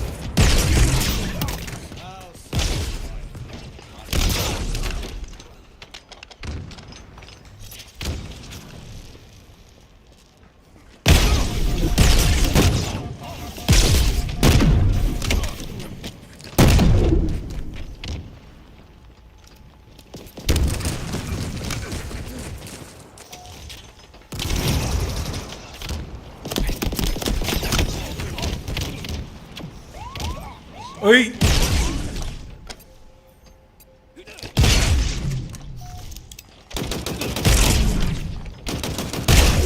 I...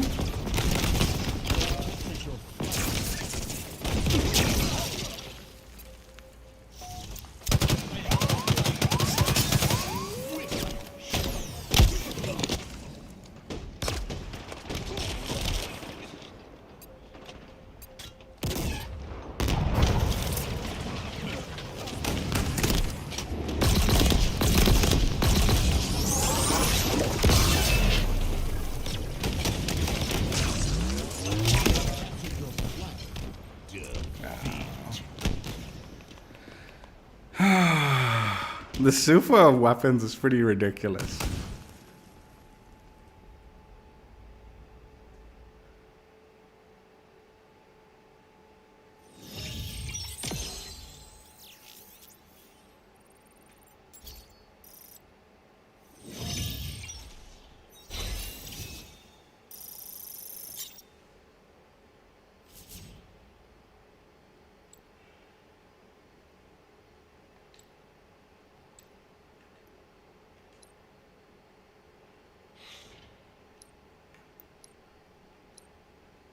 So yeah, I just wanted to do a quick game showcasing this loyal opposition coating that was also part of the viewership drops.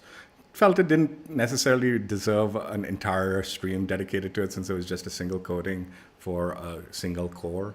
But very cool. Actually, I'm going to probably main this for this core for a while because I'm liking it. I'm liking it a lot. A lot of the previous coating that I was using, I think this one with my head effect, I really like the horn effect, right? I was using this one in combination with it. I've seen a lot of people been using this one, and I presume whoever unlocked this one will probably be interested in using it. So you might see it, but since it was such a limited time span, just the 45 minutes. For the grand finals, it was a 3-hour time gap, but 3 hours at a very specific time that you needed to watch. Otherwise, you missed your opportunity. So this might be a little bit more unique for me for a bit, until maybe they'll give a second chance to it or something like that. I don't know. But yeah, I really, really like it. So I'm going to probably main it. What's up, Max Gamer? What's up? Welcome, welcome. You caught me at the very end. I'm just going to do a little spiel, chit-chat about some of my thoughts. But thank you for stopping by. I appreciate it. So yeah, again, like I said, this was another one of them coatings that you could earn for yourself via viewership rewards, 45 minutes of the grand finals match. And it was all simultaneous, the Nexus, Cosmic Nexus, and this loyal opposition and the Smellbringer for all the Mark VII. You could earn yourself had you watched that timeline and had your accounts linked up.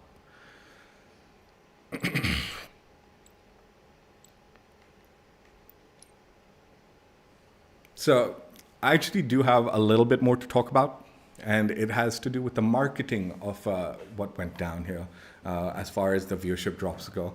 I think there was a missed opportunity and maybe some missteps, in my opinion. Nothing awful.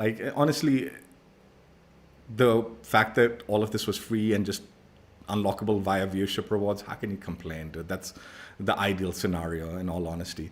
You're watching something fun that you enjoy, the pro matches, and you're earning yourself some solid rewards. So yeah, honestly, that way I'm not complaining. I love the fact that we got all of this stuff, and I'm happy all of it was free also, right? And then there was no paywall behind any of this. It was just enjoy yourself, watch the time, and put a little time aside. And even if you don't want to watch, you could have just had it playing in the background. My, I guess, criticism, but what I felt was a misstep more than anything else was particularly with this loyal opposition coating. If I had magical powers and I controlled the HCS of viewership drops, I would probably actually have suggested making this as a free store item, the loyal opposition. Just before the championship games kicked off, this could have been a free store redeemable bundle, but it could have been tied to the HCS section right here. So they could have had a little panel here, promoting it and do a little promotion, saying, hey, go redeem this coating for yourself for free. We're going to be doing the championship games this weekend. And it would have kind of directed people to kind of jump in, go check out the HCS page and get themselves something for free, right? And then they would have also got eyes on the team bundles a little bit. And there could have been promotional, easy slam dunk promotion for the HCS championship games that weekend. I suspect I know why they didn't decide to go that route. I think they might not have gone that route because it's a single core coating. And I think they didn't want to get backlash for giving, even if any sort of coating, how some people get, man. Some of them get kind of weird. And they'll be like, oh, it's not a cross-core coating, yuck. Even if it's a freebie item, right? So I think that might have been why they decided to just make it a viewership drop reward free item. But I would have thought marketing-wise, that would have been the smarter choice to go about having that free item in the store, in the HCS thing. Could have been promoted elsewhere, not only directing people to the store and to that HCS section to get eyes on it, but also at the same time promoting the coming up matches and days of event. Again, not a big deal. I'm really happy I still earned it via viewership reward. I just think marketing-wise, it would have made more sense to go that route, personally. Again, I suspect they might have wanted to just avoid any negative anything, considering it's just a single core coating. I think that might have been why they chose not to do it. I don't know. The other thing that, now again, I'm a proponent of all these like stuff, like the promotional marketing stuff that they do, like the smell bringer. Where is it? Man, I have to find it. Yeah. So this was the smell bringer coating, and it's cross-core, multi-core, or whatever you want to call it.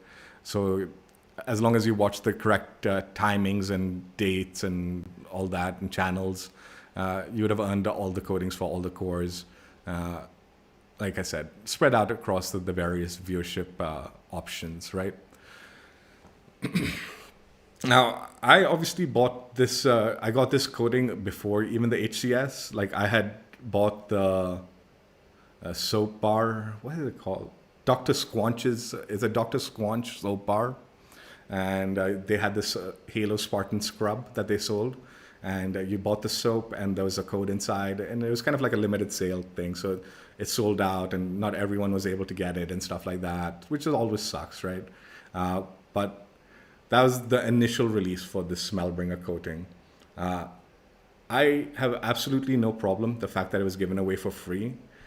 I just think it sort of was weird to tie it to the HCS viewership rewards.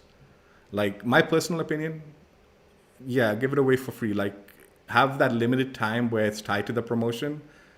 But then my personal opinion was it probably would have been better, again, to say just drop it in the store as a free, like, item. Similar to the Arbiter's guard coating that they did, right? I would have preferred to see it as a free item in the store. Where, again, and I honestly don't understand why they tied it to the viewership rewards of the HCS. Again, awesome that it's free. I have no problems with that. I'm very glad I'm a proponent of all of these like marketing things to come into the store as a free item, just so everyone gets access to it and you can have fun with it eventually.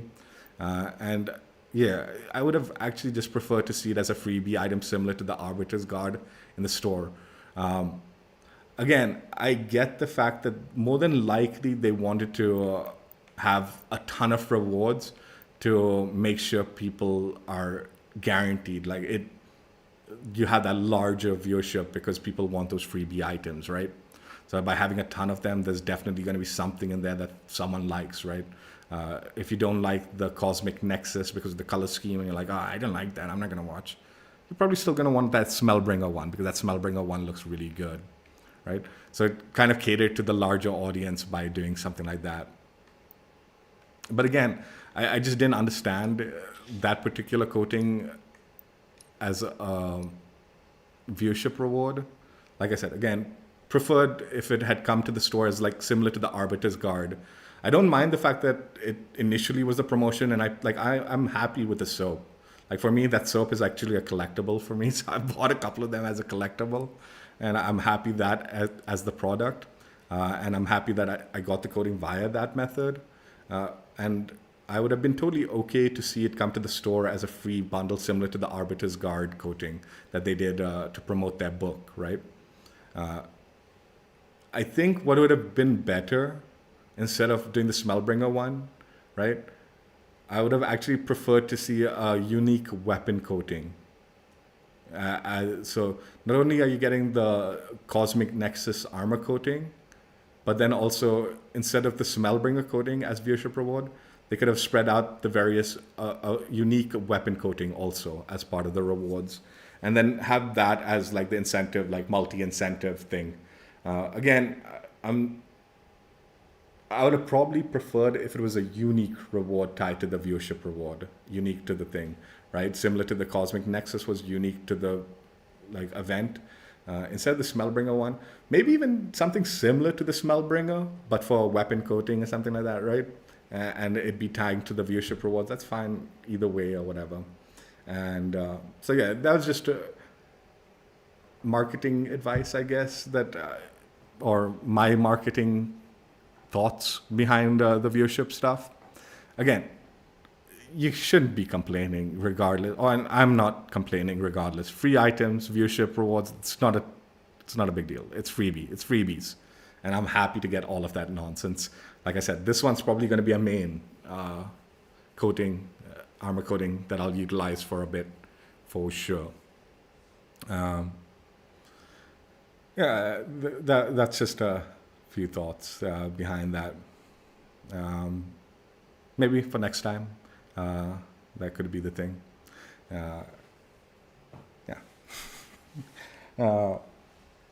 All in all, I'm fine. Either way, I'm not like, it's not none of it was like upsetting to see and all. I was totally thrilled the fact that all of this stuff was available for everybody.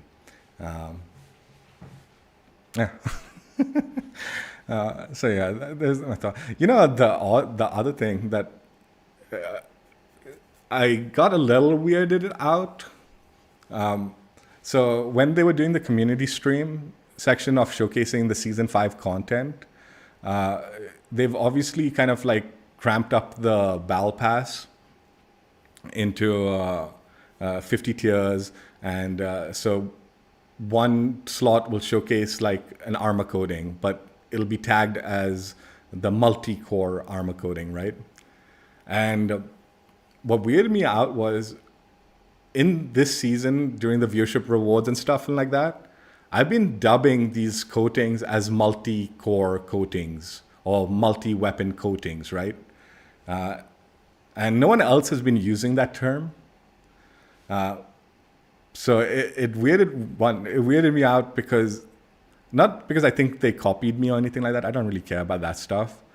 But I had a very specific reason why I used the word multi instead of like something like universal or cross-core or something like that. I think cross-core is more fitting for like armor pieces and stuff like that. But I was tossing up the idea of universal coating. And the reason I decided to go with the multi-core coating when I initially started describing that stuff, and this is my worry, but not really, I don't really care so much, was because as an individual, I don't know these multi-core coatings, right? I don't know whether once new cores come in, will you have access to those multi-coatings on those new cores, right? So it was easier to define it as a multi-core coating because that at least encompasses all the coatings that you get for all the cores that you have. but isn't locking you into the concept that, oh, this is a universal coding, hence that I expect it to be in every core, right? So what weirded me out was that was my reasoning behind naming something that like the multi-core in my like descriptions, right? So what weirded me out was like, as the developers, them using the term multi-core, like I said, I don't think they copied me or anything. I don't have any of that issues. Why don't they know that these codings will either be universal or just limited to the cores that you have at the time, right? I personally think maybe that's a liability thing. Like we'll find out, I guess, once season 5 kicks off, whether it's a universal coding that'll apply to all the cores, even the new ones coming, or the new weapons coming, or the new vehicles coming, right? And maybe it's more just a liability thing. Like, yeah, it will, for the most part, cover all of them. But in case it doesn't, that's why they're using this term multi-core. So I'm wondering if that, as the developers, I think they should already know some of that stuff. It would have been nice to get a little clarification how the definition of the multi-core concept. Because like I said, when I utilized that terminology, it was under the impression, because I don't know what the plans are for the future of customization as far as these the cross-core coatings with weapons and armor coatings and vehicle coatings and stuff, whether they'll apply to the new stuff that comes in the new seasons. But as developers, they should know that, right? It would have been nice to just get a little clarification as far as that goes, because that is a question mark in my head. Like, what's the idea here? Is this just everything is definitely going to be cross-core, but just liability stake, you're naming it multi-core in case? Or is it under the impression that it's only going to be multi-core for the cores that you have at the time, and any new core doesn't apply to those and all that? We'll find out soon, I guess, with season 5. The other small thing I would really like, this is marketing or YouTube advice or recommendation or request. It's a YouTube request from the HCS team. Okay, I'm very interested in one particular potential YouTube video, either clips or a full segment of the 2v2 community 2v2 matches that went down. Why? Because apparently Shotzi played in the 2v2 tournament. Shotzi from Optic played in it and won it. And I'd be very interested in seeing some clips of that. So I forget what it was called, but it was the 2v2 tournament that was run and was part of the community like events that was going on in the background. And I don't know if it was in the community playlist or not, if any of that was showcased there. But yeah, apparently Shotzi won that 2v2 tournament. And if possible, maybe can you make a VOD or a highlights reel of that and throw it up on your YouTube channel, the HCS YouTube channel or the Halo YouTube channel, so we can get a little peek at Shotzi in Halo, in Halo Infinite action. I would love that. I also see the other players in that 2v2 tournament, not just Shotzi, but yeah, once I heard Shotzi won it, I was like, damn, dude, where can I watch that? I want to see that.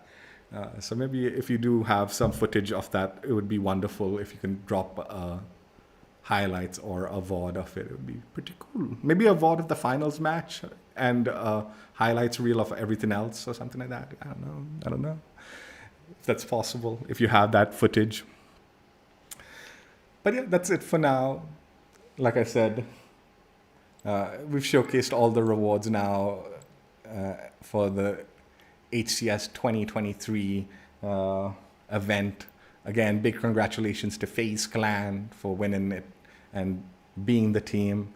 And overall, very happy with all the rewards and all. I'm thrilled to have all of the stuff. And yeah, looking forward to year 3. This is another thing that I love about Halo, man.